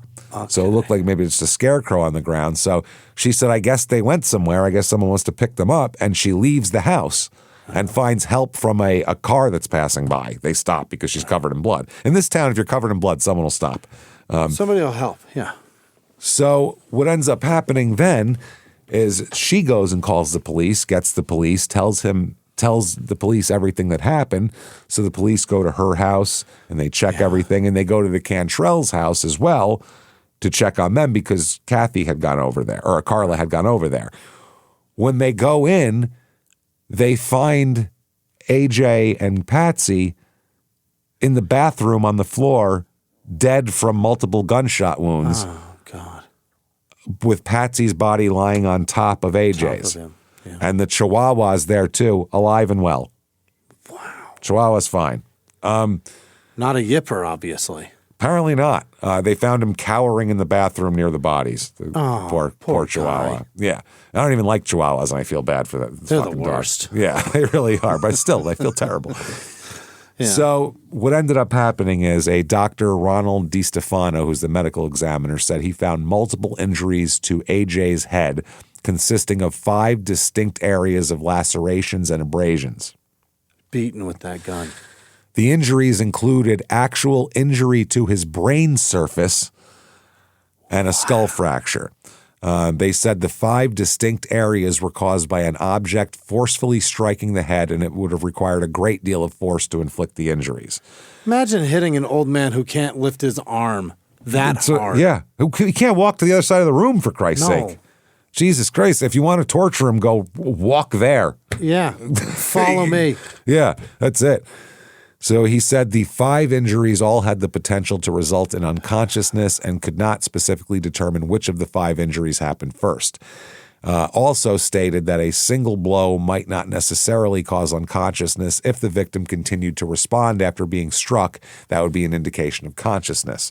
So he's suffering from all of these awful injuries, and they said that if Mr. Cantrell fell to the floor, he would not be able to use his hands and knees to push himself up. And the only way, we'll find this out later why this is important, the only way he could hold a shotgun would be at waist level. He couldn't lift it up at all there. And Mrs. Cantrell has been shot. Oh, Jesus. Okay. So this is horrible, obviously. These two people in their 70s shot. had the least to do with any of this shit of anybody, had nothing to do with it, yeah.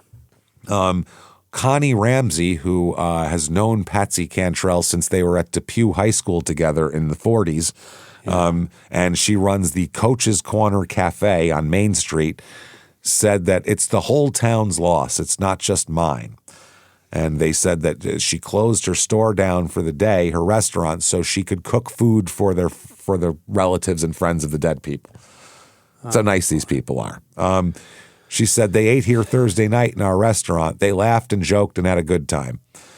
And their daughter, Deborah, said, my parents were the sweetest, kindest people and so undeserving of what happened. Right. Awful.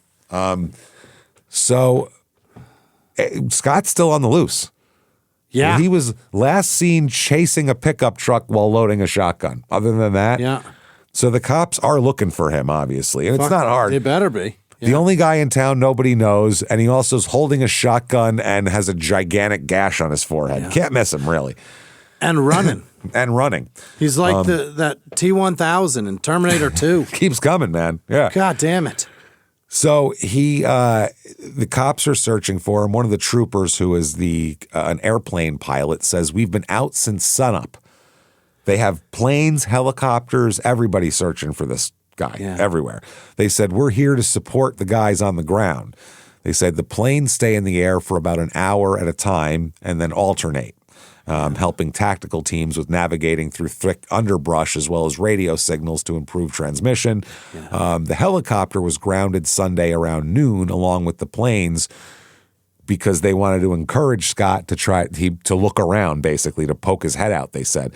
They grounded all the planes so he'd go, okay, they gave up. Yeah, now it's safe. Yeah. Now it's safe, so maybe I'll come out. So they were trying to do it.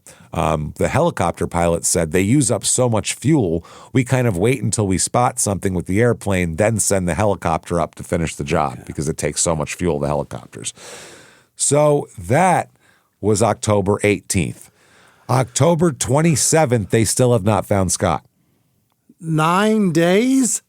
9 days, and it's going to get way worse than that. Oh, boy. He avoided capture despite this massive search, and they believe they put out a thing. He's 6 foot tall, about 180 pounds, brown hair, brown eyes, very nondescript. He does have weird fucking eyes. One of them looks a little crossed, so he looks insane. He looks insane when you look at this man. Really? You would never offer this guy a ride, ever. Would you escape from the mental hospital? I'm not fucking giving you a ride. Get out of here. I love when a guy's got one eye that's fucked up. Oh, it's fucking weird. That poor fuck never gets anything good in his life. No, unless he's Shawn Michaels somehow. Of course, his eye didn't go crooked till later, though, till he was already rich. So that's what they're searching for him. They believe he's been hiding in the rural wooded areas between Depew and Bristow. They know this for a fact that he hasn't left the area because there was a robbery during this time that fits him perfectly. The home of Rodney Lewis, located near Airport Road, which is where he was chasing Inman with the shotgun, where some clothes, a pair of jeans, a shirt, some food, and a .380 handgun were all stolen. Oh, my God. Apparently, the occupants of the house told police that they left the house about 4 p.m. On Wednesday and returned about 8 p.m., but they didn't notice anything missing or anything until about 6:30 the next morning, when the guy said that his family went to bed and he started to get dressed for work the next morning and noticed that the shirt he was looking for was gone. Where the hell's that goddamn shirt? You know the shirt if you want a specific shirt. Yeah, if you're looking for a specific shirt and it's not there, you will rip your fucking house apart to find it and then be like, who the fuck took my shirt? Who stole my shirt? Before he went to extremes, he said first he looked in the dirty clothes hamper to see if maybe it was there, so he wasn't crazy. Yeah. When he looked in the hamper, he sees a pair of jeans and a shirt covered in blood that definitely doesn't belong to him. No. Yeah. So Scott broke in and put his dirty clothes in this man's hamper. He didn't just leave them somewhere. He put them in the hamper, which I find hilarious, by the way. So this man went looking for his gun to go chase down the son of a bitch who stole his good shirt. And he's going to be wearing a real nice shirt. You can find him. Now, I'm not sure how tall he is or nothing, but man, this shirt, you're going to love it when you see it. It's a Callaway Golf. It's my favorite one. It's real nice. It's real nice. I got it from the Boot and Western Wear store. It's a good one. I got it from checker pattern. The Tack and Feed. Over in the clothing section of the Tack and Feed. You know how it is. Tack and Feed. Western Wear Boot Barn. Yep. So then this guy said that he looked at the rear door and noticed that it had been forced open. They just hadn't looked at the rear door that night. Apparently, the intruder took a pair of pants, an orange pullover jacket, a flashlight, the gun, and also ate their leftover pizza and took some other food. He ate their leftover pizza. He went in, where's my good, I want 2 slices in my good shirt. What the hell's going on now? This ain't fair. Stealing mine. That is very funny. That's so amazing. He came in for some pepperoni and mushroom and the man's nice shirt. And my orange pullover. It is bullshit. He picked up my Old Navy fleece. And left me with his bloody ass jeans. Now, there is one piece of good news out of all this. The .380 handgun that you don't want this guy to have is not operational. Because the guy who owned it said I lost the firing pin. So it doesn't work. What? I have no idea how you lose the fire. I saw that and I went, never mind, keep going. I could sit here all night trying to figure that out. That's a man who takes his shit apart to clean it, put it back together and was like, well, that shit just rolled off the table. What the hell is it? Hey, kids, look under the couch. Would you? Jesus Christ, I done lost my firing pin. The wife ran the curvy around here. That's it. Lo and behold, that shit's gone. It's all gone now. Or he did it in a garage with epoxy floor. You drop anything on epoxy floor, that shit is forever. Gone. Stuck there forever. Either that or he's just cursing Mr. Dyson for creating such a strong suction. How dare you? The wife got a goddamn... You had to get a Roomba, didn't you? Didn't you? Now it's just patrolling for firing pins now. But this turns out to be good news, though. Yeah. So special operations teams, this is on the 27th of October, looked on a Sunday night, came up empty-handed in their search for Scott here. One of them said, we're going to have a meeting at 10:30 this morning to see where to go from here. That's the sergeant. We still believe that Eisenberg is still in the confined area.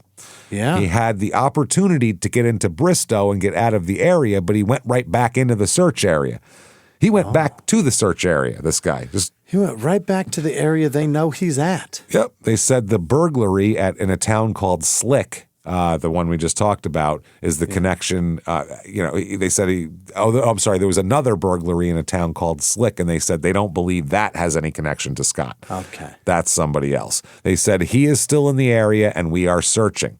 The spokesman also said they didn't have an explanation as to why Scott had not fled the area, right, but agreed that a vow apparently made by the suspect to kill the Biggs family members might be his motivating force. He might be sticking around and try to kill these people when he gets a chance. He's going to try and find them, yeah. The one guy said, I just don't know. I've not seen any profiles from the FBI or anyone else that might say like what this guy mentally would be looking to do. He's like, I don't know what his deal is. I mean, if he's stealing groceries at this point, he ain't leaving. He's getting survivability. He's getting a flashlight out and shit. I mean, yeah. And a can of cream corn. Whatever he can get. So Boyd here, this is the spokesman, said that despite the grueling hours of the searching and lack of sleep for a lot of people, they said there continues to be a tremendous outpouring of help from law enforcement. One person said, I'm not surprised by all the volunteers. It has always been here, but we never needed it before. So never just needed all these people to volunteer. He said that one motivating factor for law enforcement officers is the belief that Eisenberg will kill again if he escapes the area. He's probably going to kill more. They said, although he has successfully eluded capture, that they said he has no special military training or like he's not a survivor like one of these Woods guys. That's not him. Yeah. He's not one of these end of days guys. He doesn't know how to do that. He's not. Yeah. He's not John Rambo. No, he's not one of those guys. They also confirmed scanner traffic Saturday night that indicated that an officer was close to capturing Eisenberg. The radio traffic between the Oklahoma Highway Patrol tactical units in the field patrolling aircraft and the Oklahoma Highway Patrol command post indicated that they had him surrounded. Okay. Oh. The close pursuit started with a highway patrol helicopter spotting him moving through the woods at a jog. The helicopter and the command post moved personnel closer to where they believed he had hidden under an overhanging creek bank. But the helicopters were forced off the scene by empty fuel tanks, and by the time they returned to the search area, ground forces had lost him. He wasn't there. He wasn't at the place they were going. Because they got a quarter of a tank. Fuck. Yeah. These fucking choppers burn through the gas, dude. Yeah. They keep complaining about it. They said the search has been frustrating, but they believe they have contained Scott in a good perimeter, which doesn't mean shit at this point. They said there's a shortage of manpower on Sunday night, but they had portable lights, generators from Creek County firefighters, and all that kind of thing. They described the area as the same type of dense woods and rocky terrain that dozens of teams searched earlier in the week just south of the break-in. They said teams are walking shoulder to shoulder in the area because it's so dense. Mm-hmm. So he's trying to Rambo it, but it's different. So at this point, everyone in town freaks the fuck out. Yeah.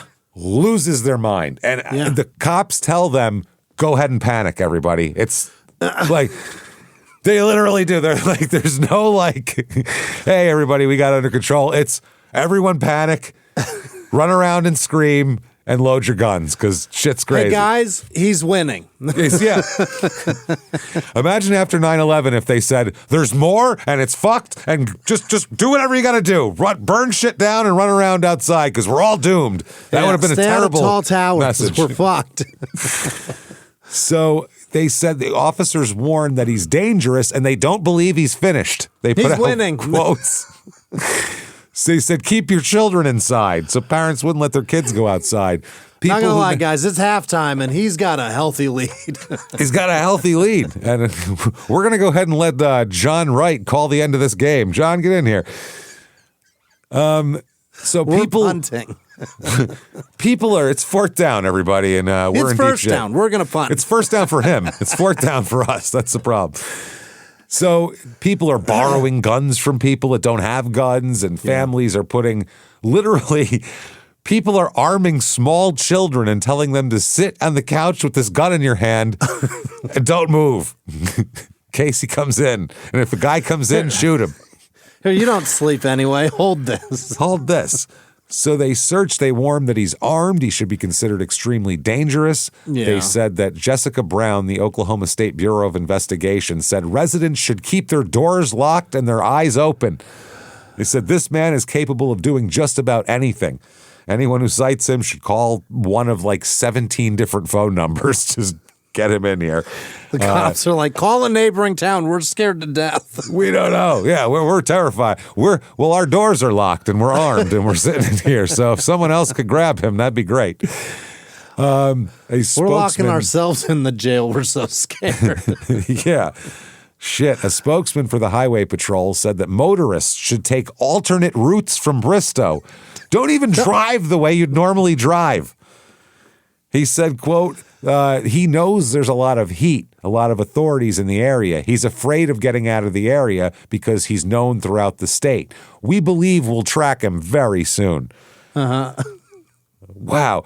One of the restaurant owners here, Linda Ayers, who owns the Anchor Drive-In, said she's not sure when she'll reopen the restaurant. All the businesses just closed. Too scary. No more sausage, you guys. I'm not selling a pancake. She said, sorry, I don't have it. I got nothing. She said, as long as those helicopters continue to fly overhead, I think I'll stay closed. Holy shit. Too scared. Then they think they got him. They think they got him. An intense manhunt. 19 days into the manhunt. Wow. They scaled back the Bristow search for Scott when they're doing a shoulder-to-shoulder sweep by 200 law enforcement officers. That failed to find him in the dense woods east of the Bristow airport. A spokesman, this is Mark Biggs, said it was terribly disappointing that they didn't find him, but I know they are doing everything they could. For about 2 hours on this one Friday, the search scenario was repeated in Tulsa County when they thought they had him. A Tulsa County sheriff's deputy thought they had a man and he was on the run from him. They try to pull a guy over and he runs. Yeah.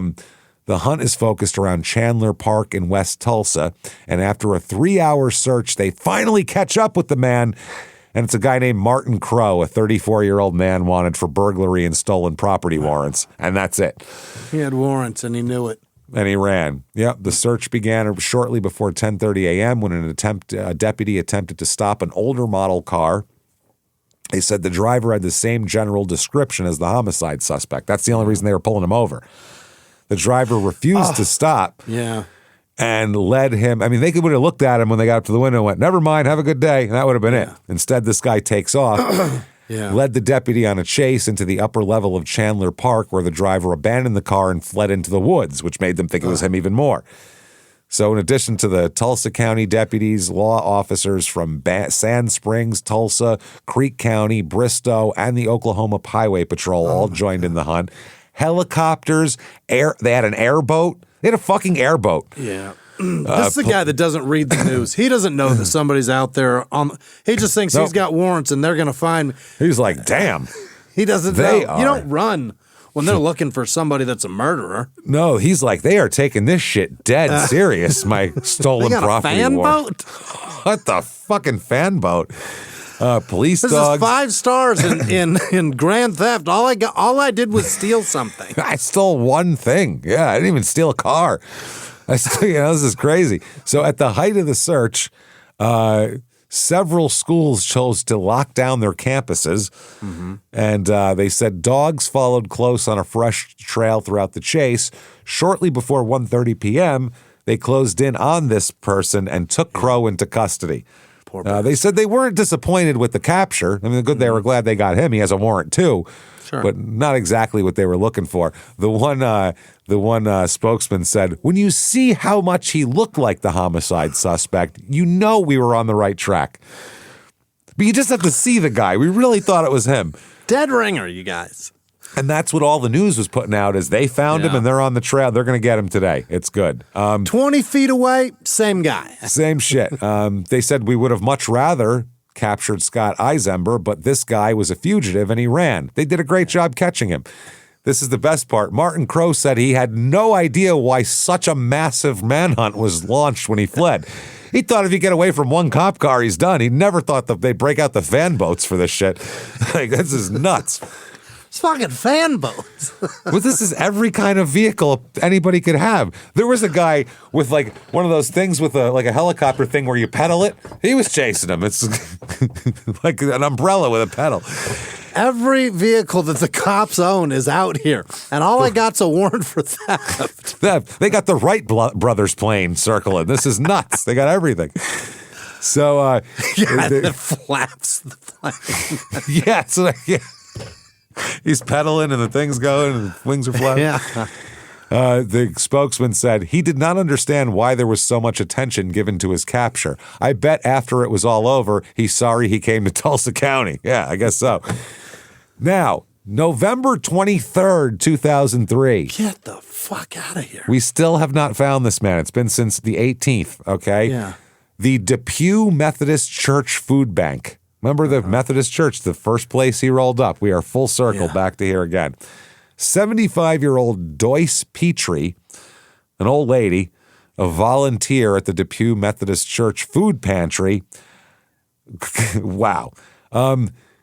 Finds in there, goes and opens a door and finds Scott hiding in the building. Oh, he's hiding in the church? In the church's food bank. That's where he's hiding. She sees a gun and a man that shouldn't be there and runs screaming from the building. Uh-huh. Okay. She leaves her keys hanging in the front door of the building. Her keys are still in the front door. She opened it, saw him, and just ran away and left the keys there. He grabbed the keys and stole her car. Oh, Jesus. Which is a 1980s red Toyota that belongs to her daughter. So, wow. An 80s Corolla is not a good car. Not a great car. It'll last, but it's a little shitbox, and red isn't the color you want, really, when you're trying to outrun every law enforcement officer in 3 states. So, unless it's an 86 Supra, you're in trouble. You're in a lot of shit here. So yeah, unless it's one of those 87 5.7 IROCs, you're in a lot of trouble. So Doyce makes it to a neighbor's home and 911 was called. Now they say, okay, this is the man. He had a gun. It's the guy you've been looking for. He's in a red Toyota with this license plate. So now for a first time in a long time, we have an actual something to look for. So that's what's going on. So they're like, we're going to find that. Now, here's a fun side note. How long you think he was at the church for? The whole goddamn time. The entire fucking time. He robbed that place, ran around the woods for a couple more days, went to the church, and he's been here for a fucking month. The whole time. In the pantry with plenty of fucking food. That's the thing. He found food, he found water, and he just settled in. He used the radiator to cook meat from the refrigerator. Stop it. Yep, he was cooking. There was a small television, so he was watching the news coverage on them chasing him, so he knew where they were looking and everything. Frying bologna on the fucking radiator. Just frying up, making himself a fucking a chicken breast tonight on the radiator. Wow. Because the church, I mean, people are gone early. He's got all night to hang out there. Yeah. At one point, police actually searched the church and entered the pantry, and there was a closet. He was hiding in the closet with a fucking gun sitting in there, and he heard them come in and listen to the officers move all around him. They never checked the closet. Oh, my God. This was weeks ago. Weeks ago. They have been burning fucking helicopter fuel for weeks. Fucking buffoons. Because these idiots they're like, he ain't in here, and they just left. Absolute buffoonery. Yep. Now, later this day, okay, he's fled in the red Toyota. He's in the Corolla, Okay. Dr. Sam Peebles and his wife, Suzanne. Let's introduce them. Oh, God. Okay. They left Fort Smith, Arkansas for their home in Nashville, Arkansas, which I think we did a show on. We did a Nashville that wasn't in Tennessee. I can't remember where it was. It Nashville, Michigan, maybe, or was it Arkansas? I don't remember. Now, Dr. Sam Peebles here is a physician from Nashville, Arkansas. He and his wife were driving home from a funeral when they look off to the side of the road and see a red Toyota with the hood up and a man stranded. Yeah. So they, of course, pull over and stop because everyone in this place wants to help. This was nearing the town of Waldron, Arkansas, is when they noticed the red Toyota on the side of the road. There's a man standing beside the car shivering. It's cold out. Yeah. So, being a doctor and all, do no harm and everything. He pulls over. Right. They stop and say, "Do you need help?" And he said, Scott said, "I think there's something wrong with the car. I just filled it up with gas. I don't know what's going on. It's definitely not out of gas. I think it must have broke down." So they said, "Well, we'll go ahead and take you to the convenience store and you can call for a tow truck and everything. Come on, hop in." Right. Yeah. hop on in. Okay. He hops in. He tells the Peebles couple that his girlfriend had been in a wedding and he was on his way back to Texarkana to pick her up. And that's what was going on. He takes a seat in their van. They're driving a van. He sits directly behind Dr. Peebles, who's driving. Okay.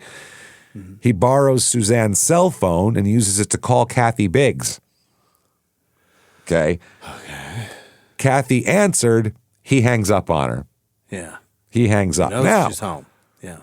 this was the dumbest thing he's done so far. And then in a long list of dumb things. Yeah, sure. Because what happened is they were anticipating this, and the authorities had set up a tracking on Kathy's phone in case Scott tried to call her. They did that, but they didn't check. They didn't check a closet. Yeah, because that's the state police doing that kind of shit. The local police are, you guys go check the church food bank, and they're like, oh, what are we doing? Durr. So yeah, this is local dipshit cops. I think it has to be. So this call, dings a fucking thing in their whatever, and they realize that he's calling her, or that she's getting a call from an unknown number and a hang up. So they're like, let's look into this. So the Arkansas authorities are notified. A call from this location came to her phone. Can you check it out? Okay, now they're driving in the van. After a few minutes, he calls, uses the phone, gives it back to Suzanne. Then he pulls out a gun, a .380, and points it at Dr. Peebles and said, we're going to go driving for a while, us right now. Yeah. So for the next 6 hours. What? 6 hours, he holds them at gunpoint, driving through Arkansas and Texas, just following wherever he says to go, wherever Scott says to go. He asked them a couple times, you ever been to Mexico? You know how to get there? I mean, south is a good indicator. South would be the way I would say get there. Just keep going south. But. Watch these green signs. One of them's about to say Mexico. Yeah, there will be you'll a get route there eventually. Straight south from wherever we are. No shit. So on several occasions, he told the doctor that he was taking the safety off the gun, but if he did what they said, they would have something to tell their grandkids. In other words, I won't kill you. This will be a story you can tell your grandkids. But if they don't take him where he wants to go, he said, I don't care because I'm already facing death row in Oklahoma, so don't fucking matter to me. 2 more ain't going to bother my conscience, is what he said. So I've already killed. Now, I don't think he doesn't know the gun doesn't work. He doesn't know. No. They don't know the gun doesn't work. No. Nobody knows. As far Everybody as they know, will find out very soon if he pulls that trigger.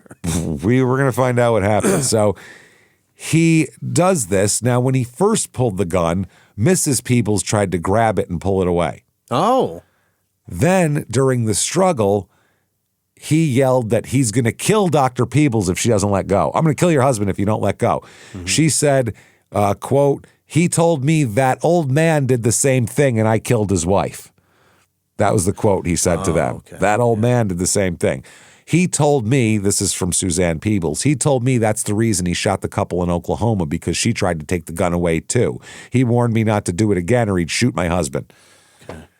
So now they didn't know who the hell they had in the car. Now they have a guy who's saying, I'm wanted for killing 2 people and I'm facing death row. So now they go, okay, we better give this guy what he wants and hopefully he'll go away. So she lets go of the gun. The whole time, they're convinced he's going to kill them when they get in a rural enough area. He just thinks that. So Samuel and his wife here start to hum church hymns together. Mm-hmm. And the trek goes on to Lufkin, Texas, where Samuel asks to relieve himself. Can I piss? I'm driving here. So Scott tells him to pull off the highway onto a dirt road, and Scott gets out as well. This is like the second pee break they've taken, by the way. Yeah. 6 hours, man. 6 hours. Yeah, there's some trust here. And these are older people, too. You're going to have to pee once in a while. So during the roadside restroom break, at this point, here is what Samuel Peebles said, okay? He gets out and he said, I knew this was my only chance to live. I hunched down in my seat and grabbed Suzanne's gun out of the driver's side door. He had a door panel that had a gun in it. He's got one, too. He said, yep. When he came back to the vehicle, I shot what I thought was 4 times, but the police later told me that I emptied all 9 shots. God damn.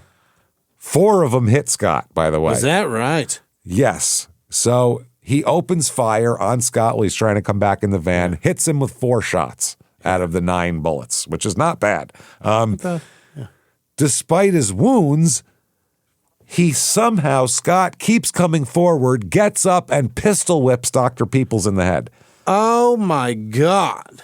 Okay.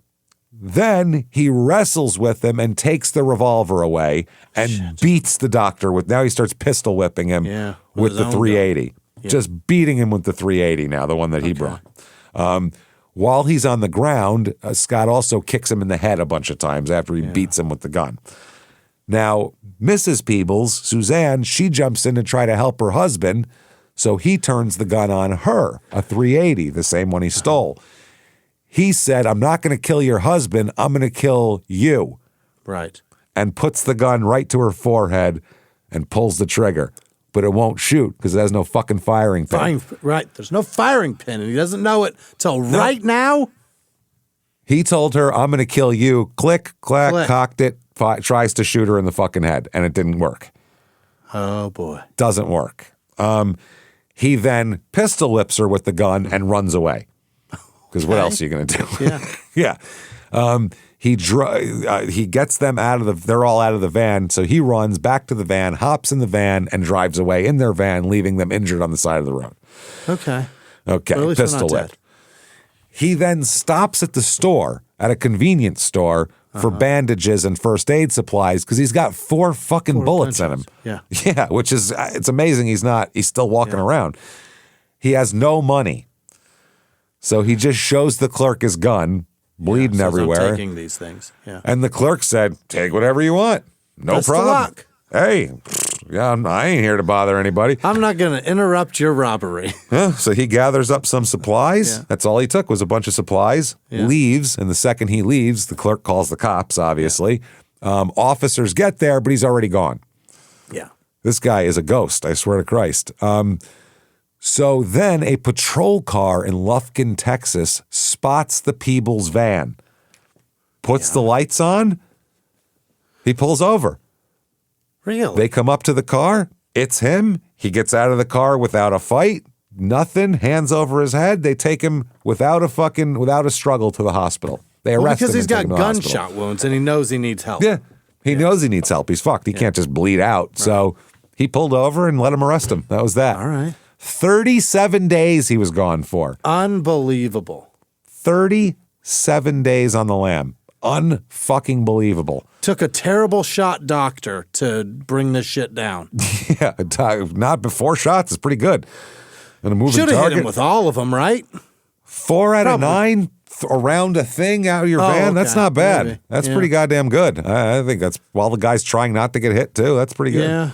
But, and he had a gun too that he thought he was firing back. So and there was a lot of pressure. And he didn't know that guy's gun didn't work. Exactly. That's what I mean. So that's not bad for an old man, Yeah, for some old doctor. So from this, there's a big article that says family regains calmer nights with capture. Yeah. They say the sun was shining again for Kathy Biggs and her family. She said, it feels like we're free. Because they said it's been more than a month since they could take a walk or go anywhere not in fear. They kept waiting for him to pop up. So they said he's, here. The investigators told the family that Scott may have planned to kill them all, and the family has been in hiding since the attacks. Carla Wright, who was beaten with a shotgun, said, "This is the happiest grandmother in Oklahoma. We're just so relieved." Tyler Montgomery, they said at this point, who was shot at least twice, still has pellets in his spinal column and his heart at that point before they... In his heart. They had to have 7 surgeries to fix him all up. They said he's undergoing therapy 3 times a week and is expected to make a full recovery. He wants to see his friends again and go back home to Depew because they left town. Wow.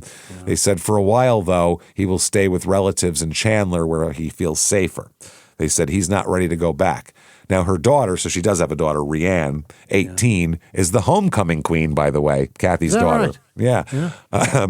Who will, she had to be accompanied by police for a seniors night event because they were scared that she was part of it. Right? I mean, that's a cock block if you're her date. Yeah, right. Otherwise, You're not even it's gonna like get to make out. Sorry, people want to murder me, so you know how it goes. I'm very important. Yeah. They said that she's ready to return to normal. She's also not only homecoming queen, a candidate for valedictorian. Wow. So they said she's 5 weeks behind in class, but she's been trying to keep up while she's in hiding. And they said she's so excited to be able to go back to school. I bet school's great for her. She's hot and smart. Yeah. Jesus, everybody would love that.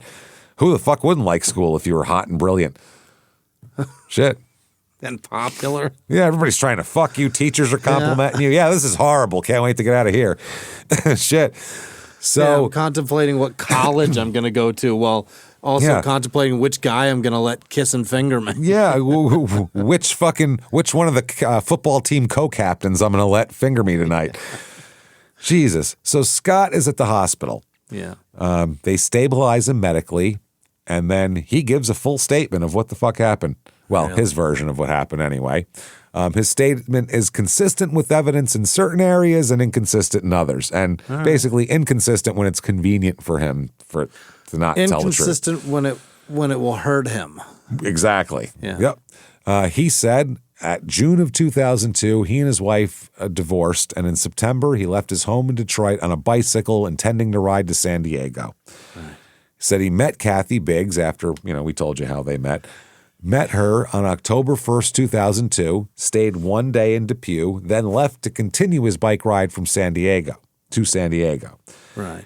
He said, because this is what I mean, this is where the New Mexico stuff comes up. I think it's here in the timeline. So he said when he got to San Diego, he called Kathy and she asked him to come back to Depew for Thanksgiving. Okay, so he returned to Depew and remained there through September. He said on December 13th, Kathy, quote, threw her husband out of the house and he and Kathy began a relationship, living together for approximately a month. He said in March of 2003, Kathy called him in Detroit and asked him to come and live with her. So he said somewhere in here, he went back to Detroit and then came back. In the middle of April 2003, by that time, they were living in an apartment in Tulsa. Kathy had the nursing job in Lawton and told him that he didn't need to work. I'll take good care. Oh, now, my God. That's going to be stay-at-home husband. Not that's going to be a lie. There's no way she called this guy up and was like, "Hey, come from Detroit and stay with me, please. You don't even have to work. You just give me that good dick all the time, and I'll just work and support I'll work you." 6 on, 6 off, and suck it in my free time. Yeah, that's what I mean. That's why it's convenient for. Yeah. It's convenience. I'll work 6 days and then fuck you for 6. Well, yeah, you go 6 on, 6 on still. I'm 6 on, 6 on is how it works. So the relationship, he said, was fine until July when problems with her children and money necessitated that he get a job, which we haven't heard much of him working at all in this show. Not a bit of it. He said he hitchhiked from Lawton to Tulsa to get his things out of the apartment. So I'm not getting a job. Shit, I'll leave first. And then he found that the locks had been changed. So he pried open the front door, as one does, and found that all of his things had been thrown out. Bullshit. So he admitted to spending 2 days in the apartment until the police arrested him for burglary and the violation of the protective order. I did order 36 hours of straight pornography. That I did. That's a fact. Tug bait. Yeah. That's all I got. It's wild. He also admitted to throwing all of her shit out and destroying whatever he didn't throw out. He said that he bonded out of jail one day before his preliminary hearing for that, and that's when he hitchhiked to Depew. Wow. He said he spent the night in an abandoned car next to the Cantrells, and he said that while he was lying in the car, he heard the Cantrells leave their home, and he snuck to the back of the house, went through an open window, found a single-shot .410 shotgun and shells inside, and loaded the gun. Yeah. He claimed. Now, this is the other thing, too. He claims he wasn't out to harm Kathy. That wasn't the point of all this. He just wanted to tell her to stop having him arrested. He said, I just want to talk to her and say, stop having me arrested so I can just leave Depew and this relationship and you'll never see me again. But you can't keep having me arrested because then I'll never get out of here, essentially. So I stole this shotgun to make you understand. Let me say this. Yeah. To let you know that I mean you no harm. I have figured I'd point this shotgun at you. I've brought this shotgun to let you know I'm not a threat. Yep. That's exactly what it was. So he said, I'm at the house. I'm waiting for her and the Cantrells' return. Oh, He said he confronted Mrs. Cantrell first. He told her no one's going to get hurt. And Mrs. Cantrell sat down at a table. And then a few minutes later, Mr. Cantrell comes in because it takes him a while to get there. Yeah. He said that Mr. Cantrell was worried about his wife's heart condition under the stress. Both Mr. and Mrs. Cantrell repeatedly asked him what he wanted and offered him their car, money, anything they could give them. Just please get the fuck out of my house. That's it. Yeah. They didn't care. So then he pulled them into the bathroom because someone knocked on the door. So he said, get in the bathroom. Let's go. Forced them into the bathroom. When the person left, he, quote, and this is according to him, he said he, quote, sat back down and was drinking some Dr. Pepper and eating Tostitos crackers, trying to figure out what I was going to do. A couple of diabetics have Dr. Pepper in the house. It is the Texas, Oklahoma region. What even are those? Tostitos and crackers. Oh, chips and crackers. Chips and crackers. Chugging a Dr. Pepper. Yep. Trying to figure out what I was going to do. Yeah. He said he talked to Mrs. Cantrell for approximately 20 to 25 minutes, during which time she moved over to the couch. He said, quote, Mrs. Cantrell had me talked out of waiting for Kathy to come home. She talked him out of it. Yeah. I waited for Kathy to come home to tell her I was not going to turn her in, and that she could quit finding reasons to have me arrested, that I just wanted to get out of there. Turn her in? For what? I don't know what he's talking about. By this time, he said Mr. Cantrell was sitting in the chair, and Mrs. Cantrell had just left, so they switched spots. Scott said he walked over to the table, leaned the gun up against the side of the table, and grabbed a glass of water. He said he then walked back to Mrs. Cantrell and said, all right, fine, I'm going to leave. Give me your car keys. Okay. He said at that point, there's a big boom, and he sees that Mr. Cantrell went and grabbed the shotgun and fired it at him, but instead of hitting him, he hit Mrs. Cantrell, his own wife. Oh. And also got some, hit him in the hand a little bit with the pellets too. Oh. Hit Scott with the pellets. He got a little bit grazed in the hand, but she got the brunt of it. Okay. He said the shot was only fired from 8 to 10 feet. I mean, it was right there. Oh, boy. He said, I then lunged at Mr. Cantrell, grabbed the gun, and screamed at him, asking, why'd you fire the gun? Uh-huh. Gee, I wonder. He said he then hit Mr. Cantrell on the left side with the butt of the gun. He described a struggle with Mr. Cantrell for the gun and admitted to hitting him in the head with the shotgun numerous times, quote, until he stopped attempting to get up. I think I believe that. That part I believe, but I don't believe that he shot his wife. No. That didn't happen. No. Because they said the way he described it was he picked it up and shot him, and it's impossible for him to do that. So that's why he's trying to put it on a dead man. I do believe that he beat him with the gun until he stopped trying to get up. Right. That I believe. The way he said it, it's far too exact of how he's dead. Yep, just not in a struggle for the gun, probably. Right. He made himself a martyr and defended the honor of that poor old lady who he just How shot. dare you kill your own wife? I will not have it in my presence. Now, I could see he shoots the gun, hits her, he goes to reload. Mr. Cantrell grabs the gun, they struggle, then he beats him. It's not him grabbing it from Mr. Cantrell. I think it's the other way around. Probably. If I had to guess. He tells the cops that he hit Mr. Cantrell in the head with the gun, quote, just to knock him out. I wasn't trying to kill him, he says. So I beat him repeatedly with it. Yeah. He Also, admitted... Yeah, you don't want to use the rifle in that area because people are going to hear that. So one shot goes Shotgun away in blast. a sec. Yeah. Two shotgun what was blasts. That? What the fuck was that? Yeah. One blast. Was that, where was that? Outside? I don't know. Yeah. You listen for more, there's nothing. You go, I don't know, whatever. And you keep going about your day, especially in rural Oklahoma. There's a gunshot every once in a while. Boom. And then what was that? And that gets attention. Yeah. Then they're hyper focused on where it's coming from. You hear the second one, you go, oh, that was that way. But plus he has to reload it too. So that's the other problem. Yeah. He admitted in hindsight that he did hit Mr. Cantrell too hard. He said, I got AJ pretty good. He said he didn't mean to. Didn't mean to hit him so hard, but things just spun out of control. The adrenaline goes. And when you're beating an old man with a shotgun, it's hard to control yourself. How many times have you been beating an old man with a shotgun and you're like, wow, that's more beating. Yeah. That's more beating than I really wanted to inflict here. That's crazy. Yeah. You hit him, then you go, oh, so easy. You do, man. It gets good. It gets fun. His skull just wants it. It just wants to be hit with a rod. It's like it bounces back and forth. It sucks it in is what it does.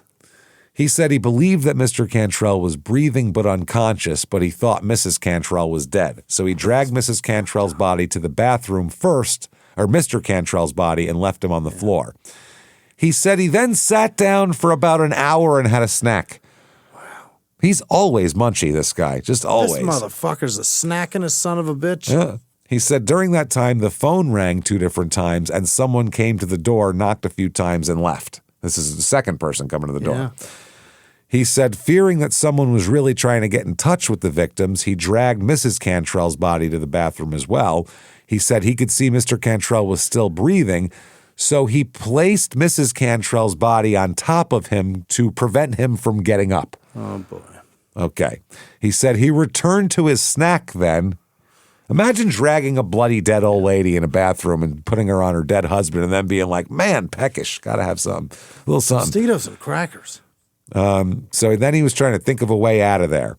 Yeah. So when Carla came over covered in blood, she did see them dead on the floor in the bathroom, but thought they were scarecrows. Right. So they would have been found both of them there. way earlier. Yeah. He said that he decided to leave when he saw Tyler Montgomery pull up in the driveway across the street. And his plan, he said, was to go over there. I bet Tyler knows where his mama's at. Yeah. Plan was to go over there and force Tyler at gunpoint to tell him where Kathy was. Okay. He said he walked in the front door of the home and told Tyler not to move. He said, but that damn kid never listens. 16-year-olds. He got up. 16-year-old will ever. Yeah. He got up, ran down the hallway. I fired at him. He said he saw the shot mark in Tyler's back and Tyler fell to the floor. He said, I only meant to hit him in the ass or the legs or something, though. I wasn't trying to hit him in the back. Wasn't going for center mass, Just pop him in the ass there. He then saw Kathy's 60-year-old mother, Carla, in the kitchen and heard her scream. He stepped over Tyler's body, went into the kitchen, hit her with the butt of the shotgun above her left eye. Mm-hmm. Okay. He then hit her 2 or 3 more times in the face with his fist, he said as well. Okay. As she fell to the floor, he saw Tyler run out of the house, so he chased Tyler to the pickup truck and jumped in the back and started to drive away as Tyler started to drive away. Yeah. So he admitted reloading the shotgun and firing a shot through the back window of the truck in an attempt to hit Tyler, which he did. He said Tyler ducked.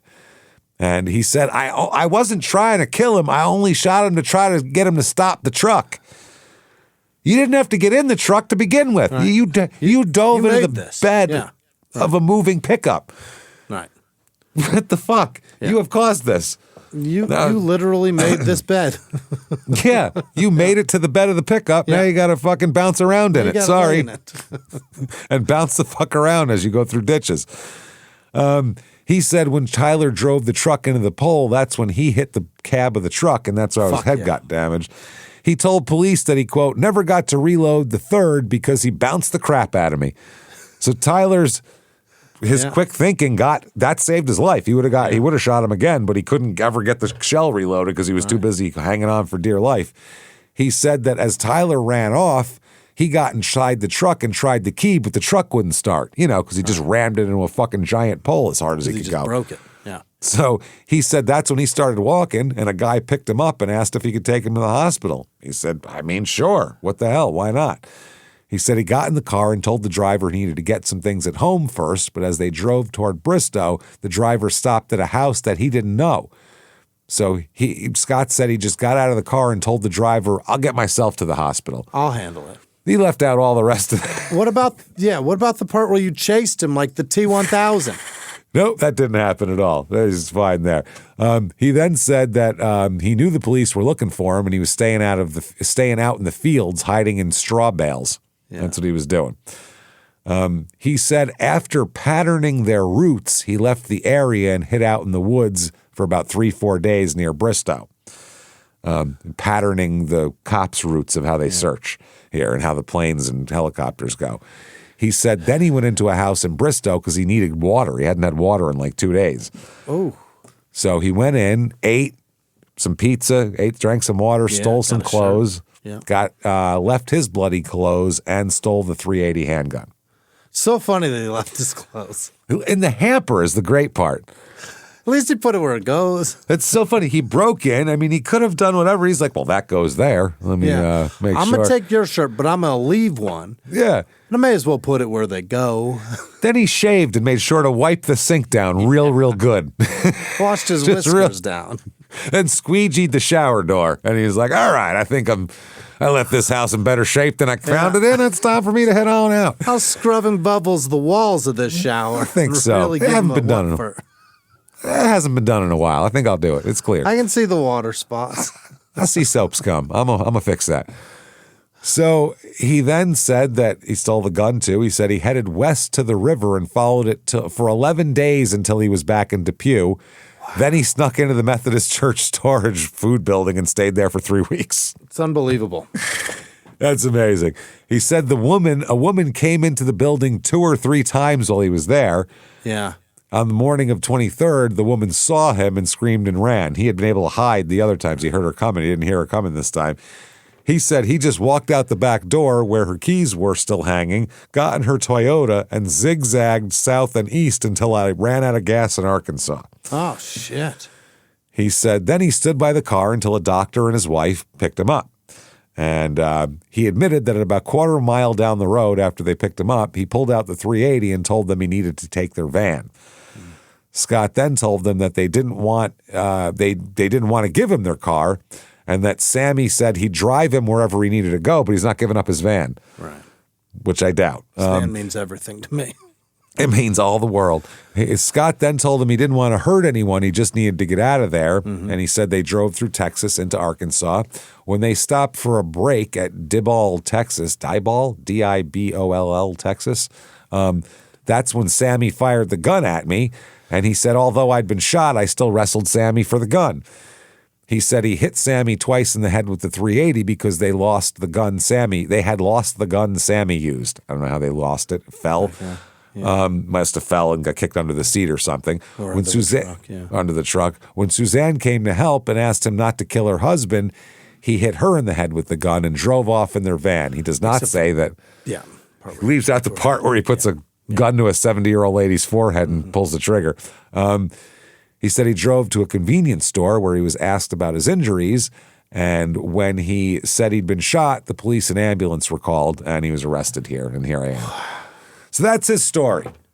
Harrowing tale. Harrowing tale. Sounds harder on him than anybody, doesn't it? Really? They really did put him out, you know? I mean, very inconvenient. I had to stay in a church for 3 weeks because you sons of bitches was looking for me. Wouldn't leave me alone. Why the hell wouldn't he just keep going? Why would you stay here? He made it all the way to San Diego. Why'd he come back? That was before the murders. Right. Yeah. I don't know. I cannot imagine sitting in San Diego listening to the ocean and going, I really got to get back to Depew, Oklahoma. I really do. I'm eating a fish taco. This is delicious. And, but the seagulls probably stole his taco. And maybe that's now he's out of food. He said, damn this place and their Baja bullshit. I won't do it. I don't know what happened. So the ride back to Oklahoma, they extradite him back to Oklahoma because he's arrested in Texas. A guy named Ed Willingham, who's an investigator with the Creek County District Attorney's Office, picks him up from Texas in Paris. Yeah. Lovely this time of year. Paris it is. Paris, Texas. They have so many places named after somewhere else. That's how bad Texas is. And then they're like, we ran out of Europe names. Name that one Gun Barrel City. Perfect. So they transport him to Oklahoma. Now, this guy said that during the interview with Scott, Scott never expressed any remorse for his crimes, although he said he wasn't proud of what he had done, and he was angry that none of his victims did what he told them to do. He was mad at them. He's like, why wouldn't they just listen to me? Nobody listens to him. No. It's like, I've seen so many movies. You whip out a gun, they do what you tell them to do. These people do not follow directions for shit. This is not fair. Why does nobody respect him? That's why what is it is. nobody. He held a knife to a woman's neck while he duct taped her and raped her.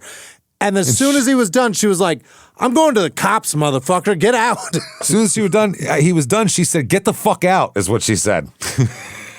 Which is like, yeah, this guy gets no respect. None. And I think it's the eye. I really do. I think it's his gotta goofy be, eye. right? They're like, fuck out of here with your cross-eyed ass, man.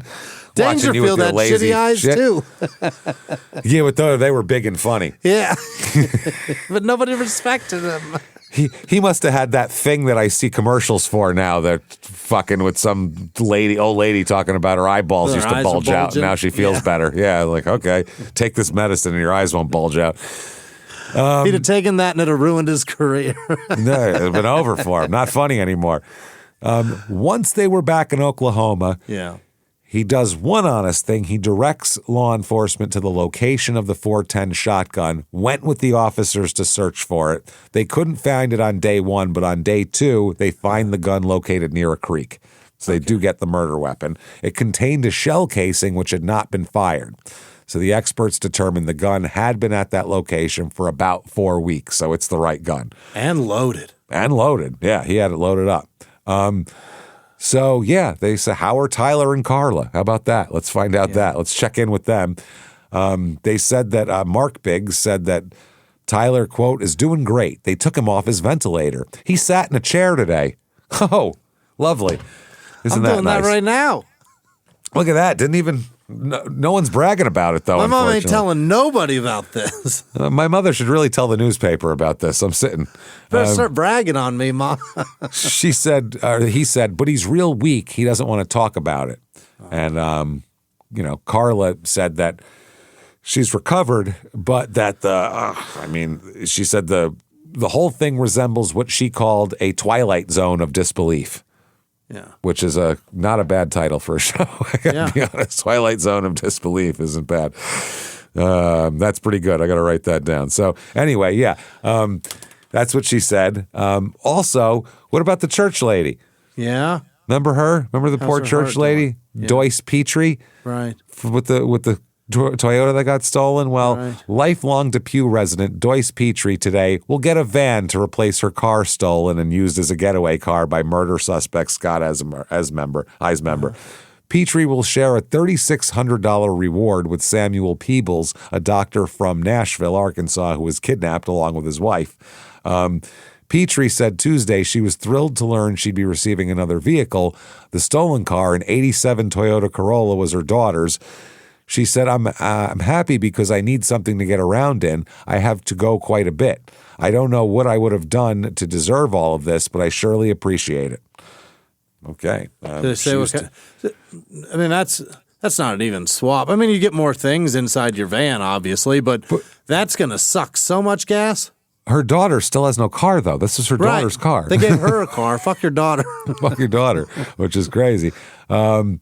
She said, they said, as for the old car, she said her chief concern was to retrieve her wallet from the vehicle. That's all she cared about.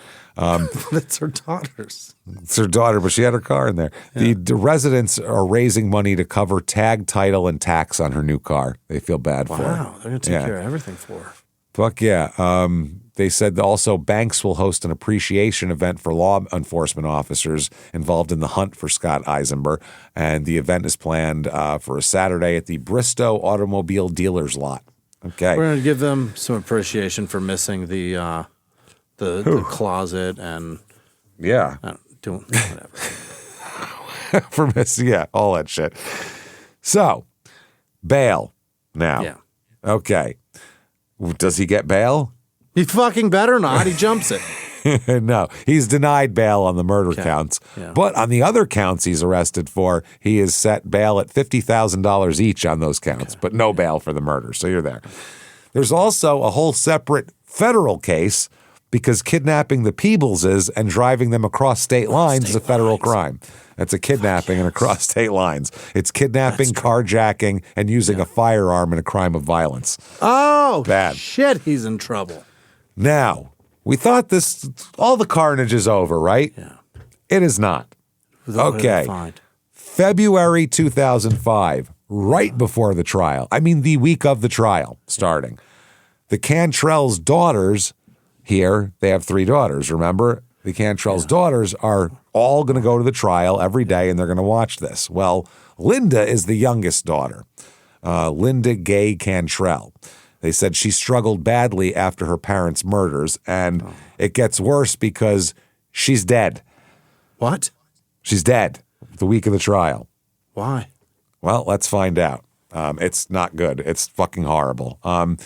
Oklahoma City police say that Freddie Leroy Wheeler, 49, apparently killed his girlfriend, Linda Cantrell, 43, then shot himself to death.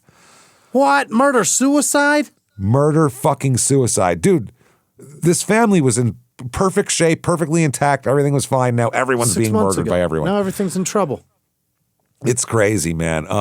Oklahoma police sergeant said that Phillips said this is a guy, Charles Phillips, said emergency dispatchers received a call at 12:56 a.m. Wednesday from a woman who said her ex-husband had called and said he had just killed his girlfriend and was about to kill himself. Oh, boy. He killed her, then called his ex-wife to talk about it.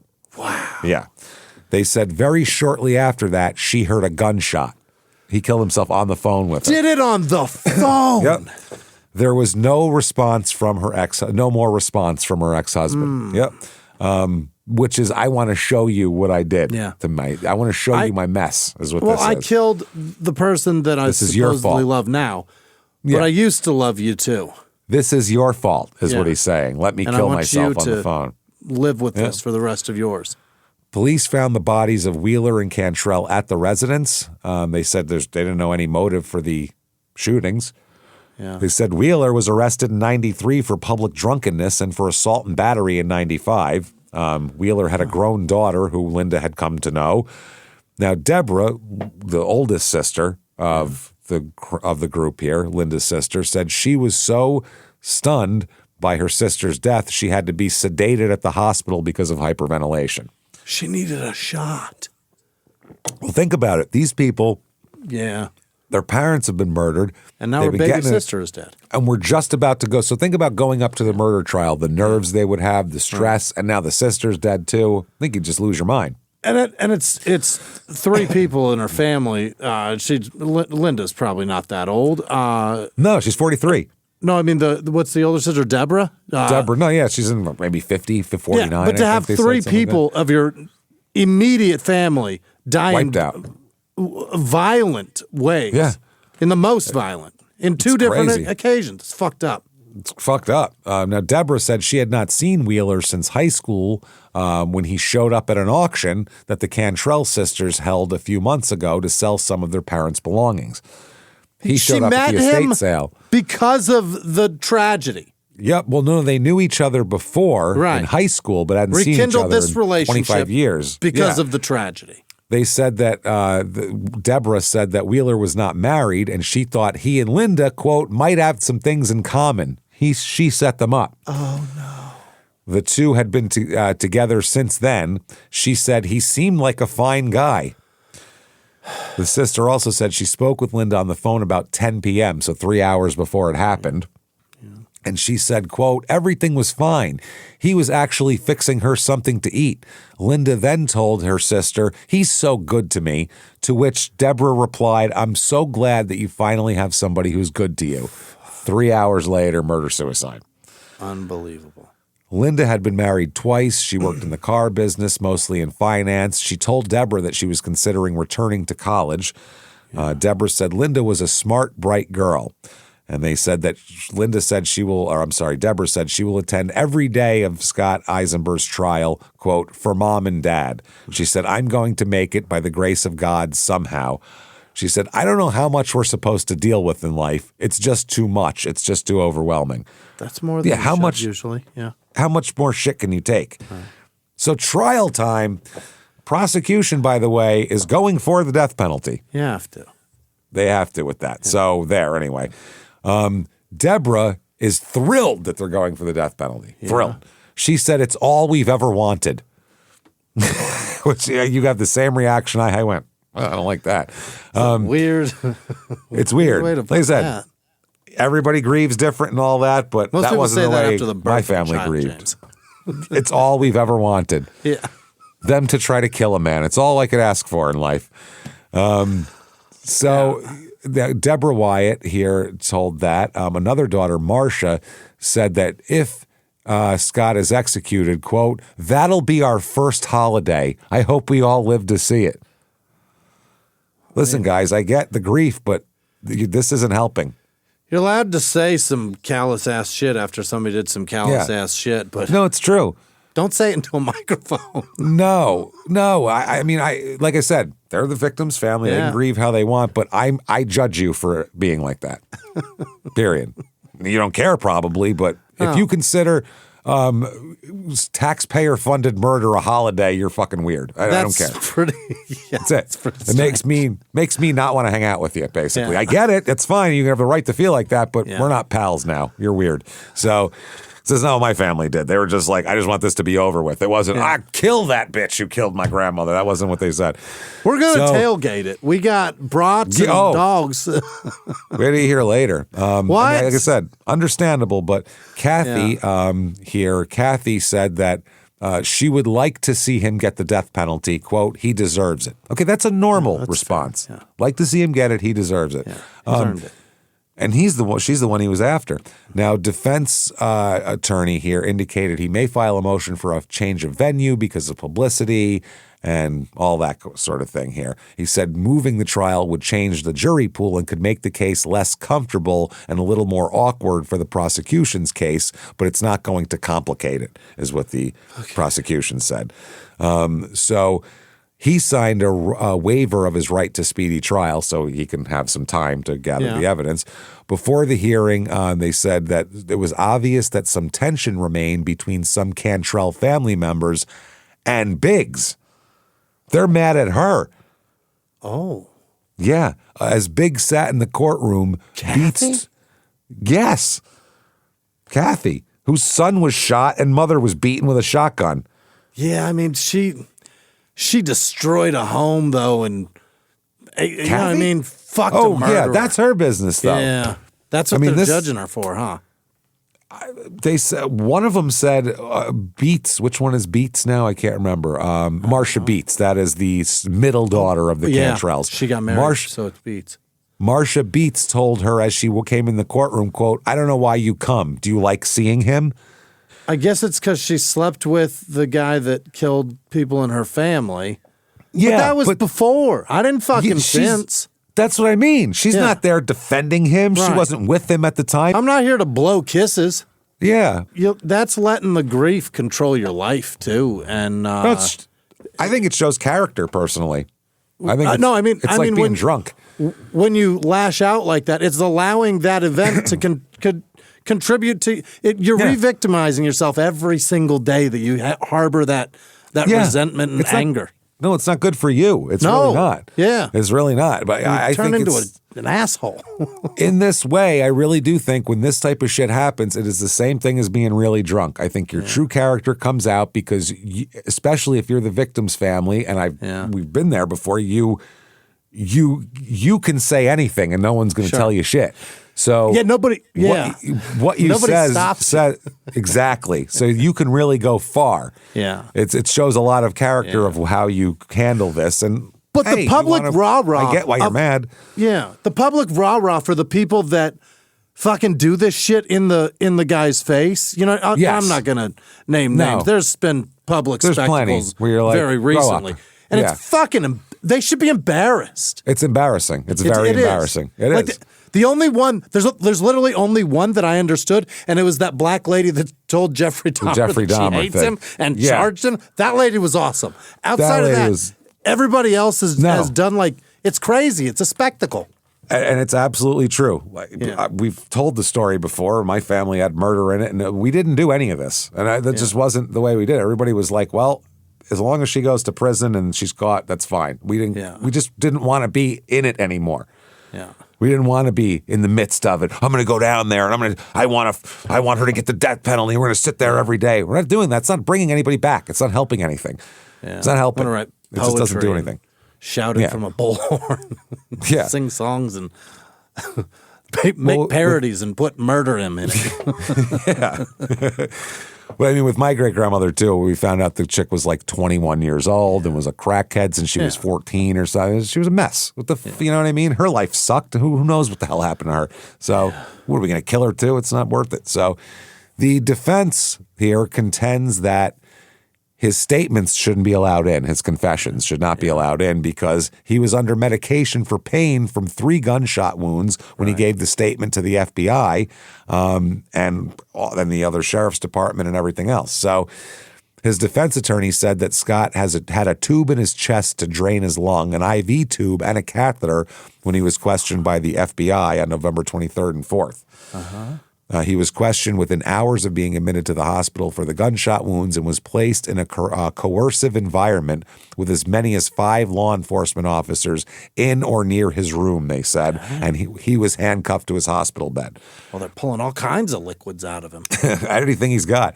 The chick down there jerking him off, it was anything we can get out of him. He had a catheter in, for Christ's sake. Yeah, he couldn't even do that. But Assistant District Attorney Mike Loeffler said that testimony from law enforcement officers showed that he was alert and responsive and was not on any drugs other than ibuprofen for pain relief. So they didn't even give him the good drugs. You ever said some wild shit because you took too much Advil, James? All the time. Yeah, about 726 times when we've done this show before. So the district judge ruled that the murder suspect, Scott Eisenberg, voluntarily gave 2 confessions, and they are coming in. They said he was in full possession of his mental abilities when he waived his rights. He knew the consequences to waiving his rights, and tough shit, basically. That's how it goes. Now, will the Kathy Biggs past violence be allowed in? The fact that he knife point... Oh, the rape with the knife and all that stuff? All that kind of shit. Yeah. Well, apparently... he argues in his argument to not let her shit be in, she was not a victim in this case. Therefore, evidence of past altercations between the two of them wasn't admissible to prove motive or intent for the homicides and assaults in this case. She was the main target, wasn't she? Yes, exactly. They said, too, that evidence of previous altercations between spouses is relevant to the issue of intent. This has been extended to individuals in a close or dating relationship. Legally, they allow that. They say, although Kathy Biggs was not physically injured in the crime spree, she was the target. Right. Therefore, evidence of his threats and prior violent conduct toward her was relevant in showing his motive, intent, and his threats to hurt her and her family were not merely idle talk. Yeah. He also says that he doesn't want the fact that in one of the violent attacks that she told police that he, quote, wouldn't stop when he choked her. He just kept choking her. And this was pretrial stuff here. And they said that he phoned her to tell her at one point, too, that he wouldn't stop until he was finished. That was another thing they didn't want in.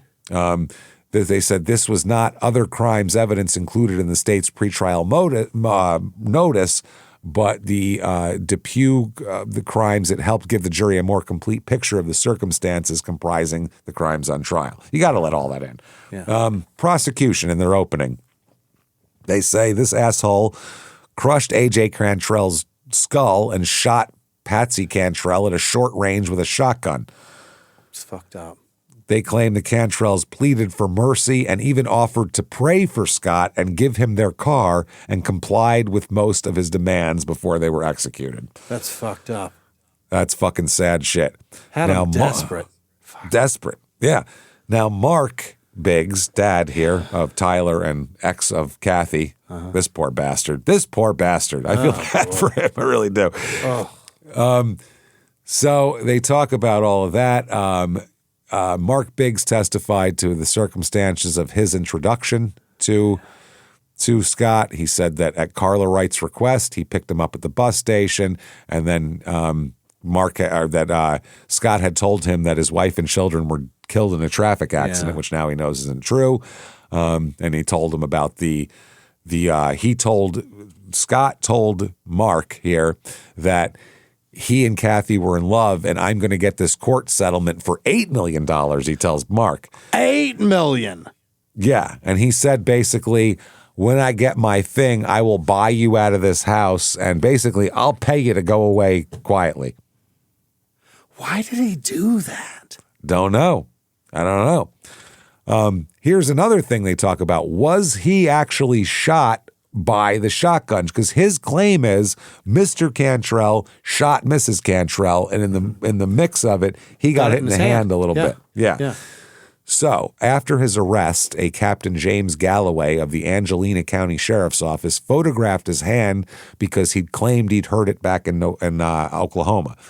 These photos, which Scott's own defense investigators later found in the file, showed small healing wounds. His lawyers argued that this proved that A.J. Cantrell shot him during the struggle, corroborating his story. Couldn't have hurt his hand any other way living in the woods for 10 days. Yeah. And small healing wounds, a shotgun pellets is not going to do that. No. They said that they couldn't say whether the wounds were fresh or even if they were caused by birdshot. Right. And the medical examiner noted that Scott could just as easily have gotten those injuries while wrestling a revolver away from this guy, flying around a pickup truck with this one, grabbing things in the woods and being ripped apart that way. There's about 40 different ways he could have had that thing happen because he was doing all sorts of crazy shit. So they said that a man shot 4 times in a struggle has a lot of possible explanations for a small healing hand wound. Yeah. And the court said, yeah, true. Fuck you. It's all coming in. Okay. So that's how it goes. They present all of his testimony, his statements, Kathy's statement saying what he was going to say, the cellmate saying he said he was going to get even with her, everybody he's encountered along the way, everybody at the you could get literally most of the town to testify to something in this. I mean, they were all at the football game. Yeah, it's pretty bad for him. It looks bad.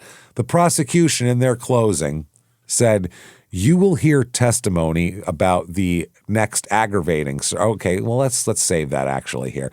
Verdict comes in. They find him guilty as balls of second-degree felony murder, first-degree malice murder, assault and battery with a dangerous weapon, shooting with intent to kill, first-degree burglary, second-degree burglary. In Oklahoma?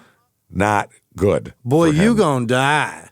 At all. Now, the prosecutor said you'll hear testimony about the next aggravating circumstance when they go to because it's aggravating versus mitigating circumstances.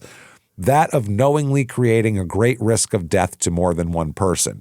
You'll hear no extra testimony in second stage on that. You've already found that through your verdicts, Patsy was killed, Tyler was shot twice, Carla was attacked. It's all part of the same transaction and occurrence, the same time, the same place practically. Of great risk to more than one person. You've heard the testimony about the 2 dead bodies and injuries to folks across the street. You've convicted the defendant on all those crimes. Risk of death to more than one person. Let me move on to risk to more than one person. Another quote-unquote easy one to look at. You know what the evidence is in this case. You know the 2 people have been dead. You've already convicted him of 2 murders. That's almost what we call in law, us in law call ipso factos. Just automatically proves danger to more than one person. He did that. Pretty fucking obvious. Yeah. So they say aggravating factors include during the commission of a murder, he knowingly created a great risk of death to more than one person. The murder is especially heinous, atrocious, and cruel. Yes. The murder was committed for the purposes of avoiding lawful arrest or prosecution because he was out on bail. And at the present time, there exists a probability that the defendant will commit criminal acts of violence that would constitute an ongoing threat to society. Yes. Or continuing threat. They bring in witnesses. They bring in the cop who drove him to Oklahoma saying he had no remorse. He was just pissed they wouldn't listen to me. They bring in Roberta, the ex-wife. What? He went, oh, fuck. Shit, we saw her coming in. Her. Oh, no. She said, we were married from 92 to 2003. We have 2 kids. She said he was an alcoholic. He had trouble keeping a job and physically abused her on more than one occasion. Yeesh. She said that beginning in May of 2002, he became increasingly withdrawn from the family. And she said she knew nothing about his bicycle trip or time in Oklahoma. He just disappeared, didn't know where the fuck he went. That was that. Now, in mitigation, the defense is going to present 11 witnesses. They include some of his coworkers from Detroit from one of his short-lived jobs, personnel from the county jail, his sister, his aunt, and 2 psychologists. Okay. They say he acted impulsively without planning. He accepts responsibility for his acts and confessed to authorities almost immediately after being arrested. He cooperated with authorities and led them to evidence that might not have otherwise been discovered. And he's 44 years old and not likely to commit acts of violence if confined to a prison setting. You could keep him in prison forever. He won't hurt anybody in there. He's only 44. He's only 44. They said that they presented evidence that his biological mother abused drugs and alcohol while she was pregnant with her. His mother was in a tenuous emotional state while he was an infant and committed suicide when she was 9 months old. He was cared for by his 8-year-old sister after that, mainly, and an alcoholic and neglectful relative until his father remarried when he was 3 years old. His father drank heavily, was emotionally detached, and withdrawn from Scott and his sister. He was very close to his stepmother, who then died at 15 of cirrhosis. And they said when he was 15 of cirrhosis. When he was 15, that'd be hard to get cirrhosis by the time you're 15. You'd really have to be putting him back. God damn, that's impressive. And the combined facts of the appellant's early life, later appellant anyway, severely affected his psychological and emotional development. Other evidence shows that he was a hardworking and responsible member of society before events in his life began to deteriorate. So before a couple years ago, they said he was a good and loving father whose daughter still loves and misses him very much. And they said that he has technical skills and aptitude that could be put to good use in prison system. Right. He could help out in there. So this goes along with the directive that the jury could decide that other mitigating circumstances exist as well. And if they should consider those as well. So they're saying you don't just have to look at the mitigators that we put before you. Right. You can find your yourself. own. Yeah. So the jury found the existence of 2 of the aggravators, great risk of death to more than one person, and the murder being especially heinous, atrocious, or cruel. They find very little in the mitigating department. It's tough. Yeah. And they sentence him to, let's see. You, sir, may fuck off. For Patsy's death, it's second-degree felony murder. Yeah. And they recommend 150 years. Not bad. For that. Then for AJ's, that is first-degree malice murder, death penalty for that one. You will die for that. Yep. They convicted him of shooting Tyler with the intent to kill, of assault and battery with a dangerous weapon against Carla, and of burglary as well, and gave various little sentences. But the 150 and the death are those are the biggies. Yeah. Those are your big boys there. December 2005, a federal jury in Arkansas convicts him on the counts that he kidnapped and drove the Peebleses across state lines there, and he's sentenced to, you, sir, may fuck off again, 25 years in federal prison and a big fine. And that's after he serves the other one. That's on top of $150 in death. Yeah. Yep. Okay. Now, there's some appeals here that we should talk about, because there's an interesting thing here. Oh. And there's a couple of jurors that have some problems here. One juror, A.S., they're just going to give initials here, wrote that a person convicted of a capital crime should be executed, that the death penalty rids society of the expense of keeping a prisoner, which that person doesn't know how to use a fucking calculator, because every single death penalty case, every time someone's executed, that whole thing cost 20 times more than it would have cost to keep him in jail forever. So that's a load of shit. Yeah. Where the fuck did they write this?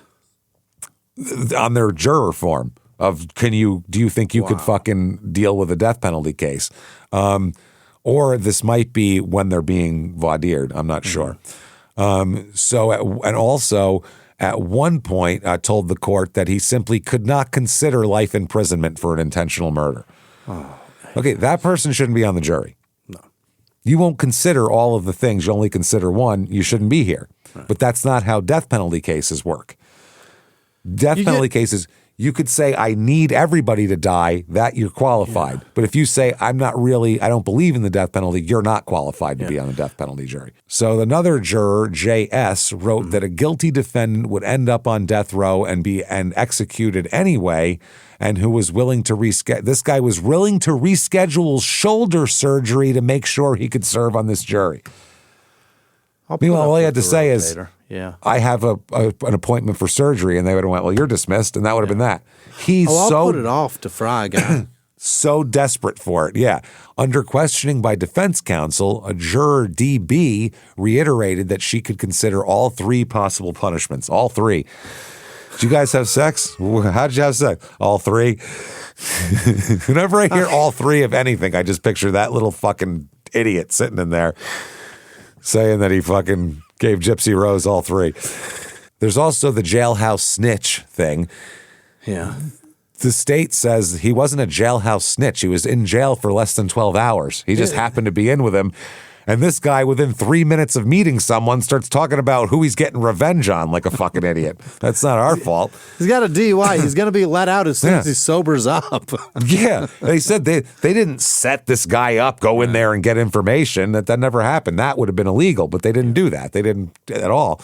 Also, other crimes admitted into evidence. They said the mere fact that an accused commits more than one crime in a defined period of time is not by itself sufficient to admit other crimes as evidence. So he said you shouldn't put all the other crimes in.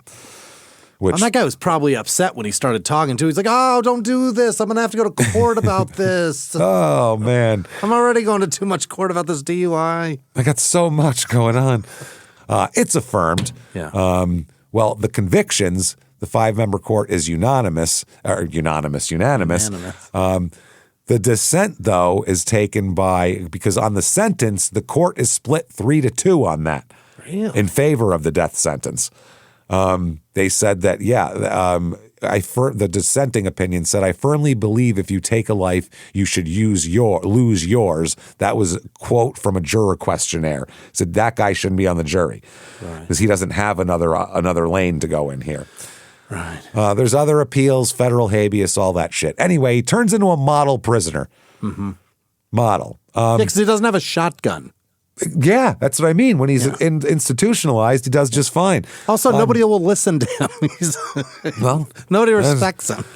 They said on death row's H unit, his record was spotless. He achieved the highest, most favorable security rating among death row inmates, which is, you can shit on your own for 12 minutes a day. Maybe that's about it. Yeah. He earned a GED.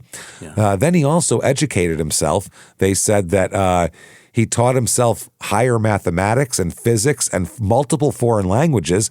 He was reportedly the only inmate requesting specialized books in those areas. Okay. He goes for clemency, basically. At the end, it says last thing, clemency in the 2010s. And one of them said that he should die. This is his petition. Scott should die on God's schedule rather than the state of Oklahoma's. All right. That's what they said there. They talk about, but the prosecutor himself said, I had to keep my own 14-year-old with a handgun and told him to keep it on him until this guy's caught. He said that's a hard conversation to have with a 14-year-old. Yeah. So he is not allowed to, clemency's denied.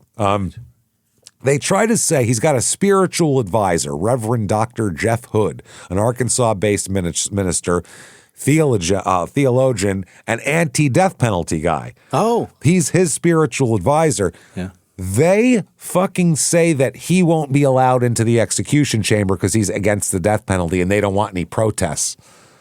Well, tough shit. Tough shit. Don't have it. Then don't fucking do it. You're afraid of a reverend being mad at you? Well, then maybe don't do it if that's how you feel.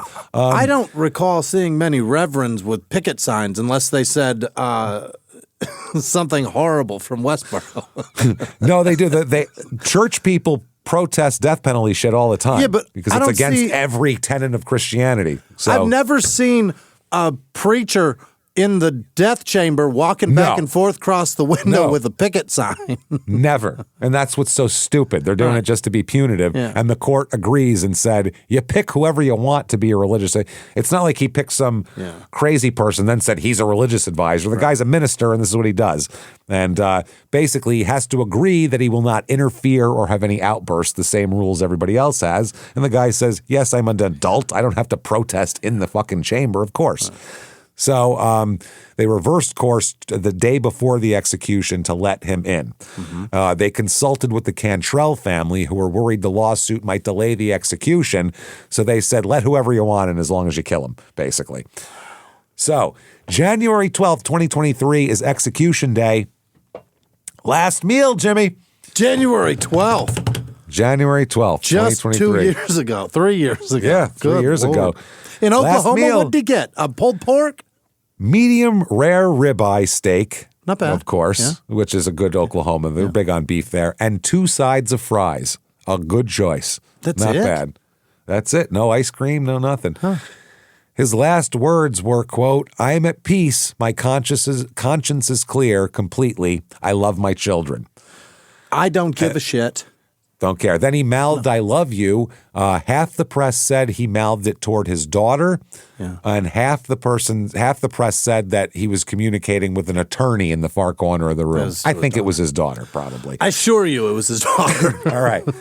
Deborah K. Cantrell Wyatt, the oldest daughter of the Cantrells, is not satisfied with this. No? Nope. Not satisfied. What's she want?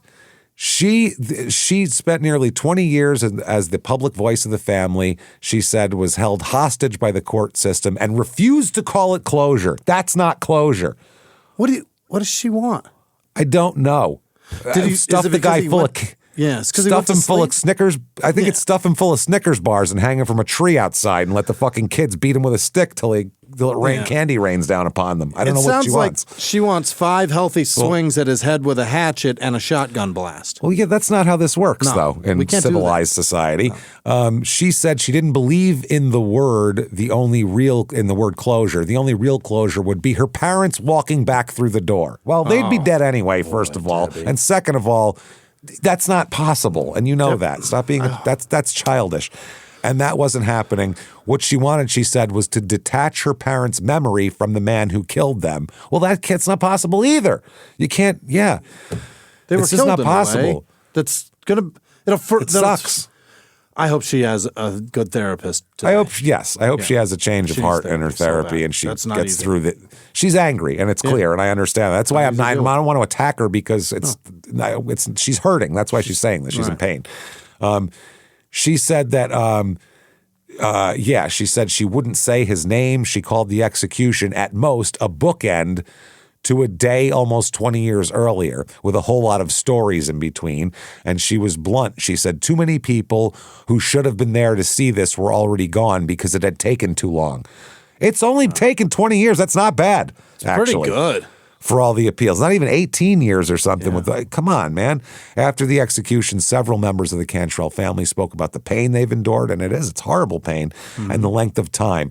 A nephew said, after living this nightmare, I must say that 20 years is too long for justice to be served. We want to get it right, and we absolutely want to ensure that everyone's rights are protected, but the process is much too slow. Yeah. That makes no sense. Okay. The Cantrells are buried at the Depew, in Depew at the Oakdale Cemetery. So there you go, everybody. Depew, Oklahoma. Terrible, terrible story. That's a crazy fucking story. I hope Deborah's really okay today. I hope she's better off. I do too, because I could.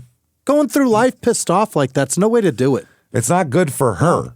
No. You know, you can be as angry as you want at him. You're dead. Letting him win. It's affecting him zero. He's dead. Right. That's what I mean. You're letting him yourself win. alive. Yeah. You're going to eat your relationships alive. Your fucking spouse or whatever is going to get tired of hearing about it. Your kids are going to start backing off because they don't want to fucking. It's not good to be like that. For the rest of your life, don't be that. No, step up. We're on your side. We just win. Yeah, this is too much. So anyway, there you go, Depew, Oklahoma. If you enjoyed this story, tell the world about it. Get on whatever app you're on. Give us 5 stars. It helps so much. We can't tell you how much. If you really love it, go to Depew, Oklahoma in a few weeks for the after. Yeah, there you go. For the long titties in the swimming hole there.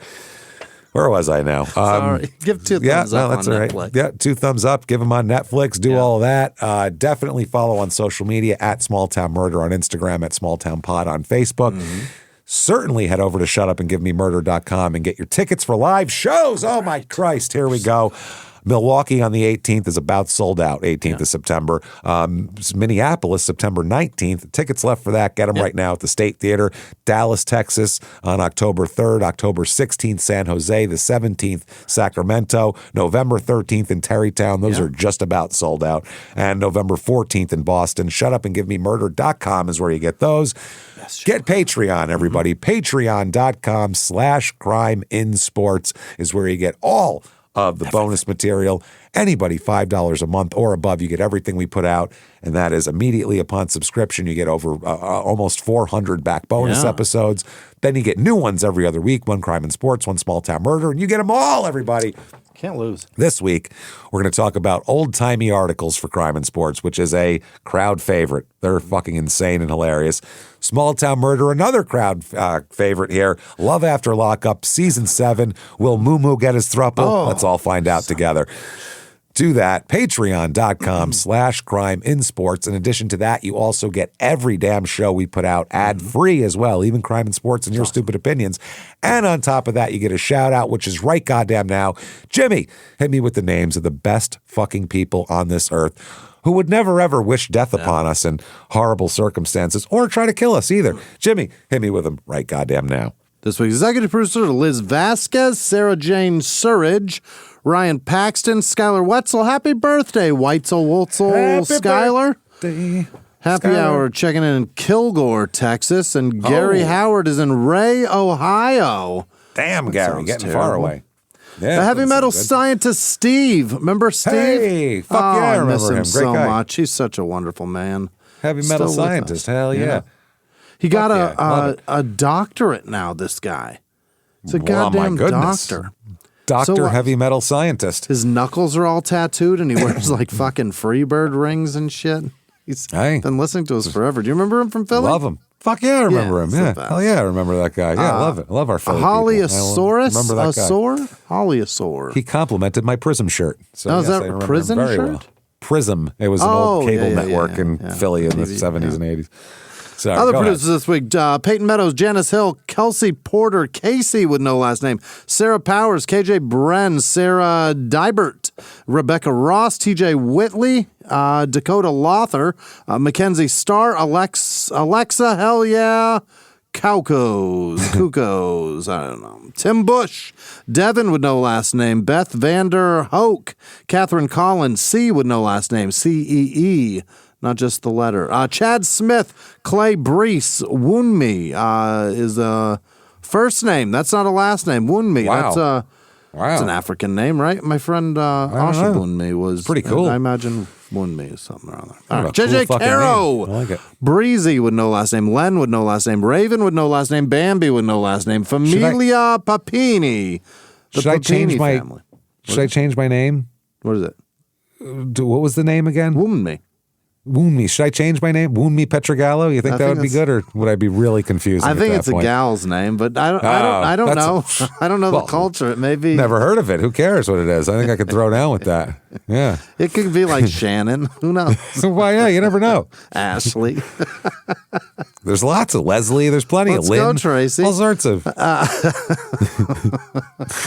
Sorry, I just had to know. Amy Hutchinson, Laura Larson, Emery Seifert, Dick Pig, James. Dick Pig. Oh, Dick Pig. What's a Dick Pig? Is that somebody that really loves dicks? And is that a gal eats 'em all or a up. fella that just takes a ton of dick? Or is it a guy that just fucks Has anything? a sloppy What fat is that? dick, maybe? Either way, A they're sloppy, fucking fat, everything out stinky here. dick? I'm not sure. Jake McLeod, Amanda Luzier. It's probably Luzier, All right? Robert Smith. That one. It's just that one Robert Smith.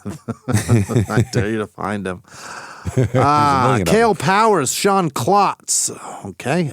Joshua Fix with a CK. Kayla Arnold. Jamie Seipel. James Clark. Anna Westmoreland, Shauna with no last name, Kim with no last name, Michael Lewis, Lisa Kelly, Pint Pot Shot, Pint pot shot. I don't know how to. Pile pipe? Which one am I supposed to emphasize there? I don't know. Nick Van Dyne, Thorstein Anderson, Lori Marshall, Aaron Jones, Samantha Esslinger, Sarah Wells, Anna Radacci, Eric McCoy, Elena Munger, Cody Reed, Amanda Thompson, Ryan with no last name, Danielle Wise, Lucas McMurrin, Quill River, Mary Connolly, Jennifer Morin, Mick O, Susie with no last name, Tanya with no last name, Zach Naher, you got to be real careful with that one. Tanya Barnett, Lori Davis, Timothy Derby, Anna Stahl, Keishla and Alvaro. Lisa Hochul, Cheryl Carter, Christina Levy, Nichelle Smith, Justin Nethercutt, Janine Upchurch, Raymond Crossland, Diana Poupart. Upchurch, Crossland. Where else Crossland and Poupart. Downstate. What's happening? Miss Beverly, Michaela Palmer, the mayor, no last name, just that one. Hasana Mayor. W, Christine Cook, Your Honor. Kendall with no last name, Avery Sell, Le Carpentron, Duke Marriott. Is that that a Key and Peele reference? It feels like it.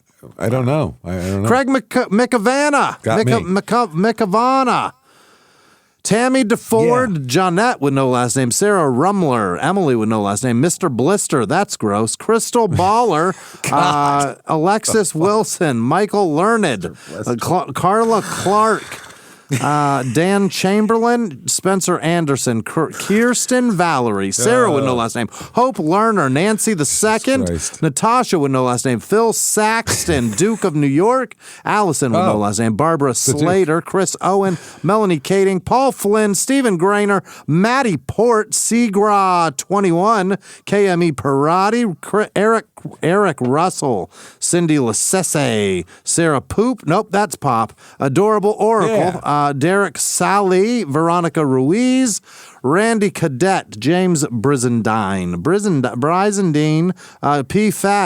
Fess, Grace with no last name, Caitlin McKenzie, Jess with no last name, Chris Winkleman, Shannon with no last name, Dee with no last name, Luke French, Rachel Cantu, Brittany Weholt, Jana La Framboise, Jill Messenger, Robert Keller, and every person that patrons the show. You're the best. Thank you, everybody. Thank you so much. God damn it, you guys are the best. We appreciate everything you do for us all day, every day. Keep coming back and seeing us week after week after week. Tell your friends. Do all that shit. You want to find us on social media, shutupandgivememurder.com is how you do that. Keep coming back and seeing us. Tell everybody you know about it. And until next week, everybody, it's been our pleasure. Bye.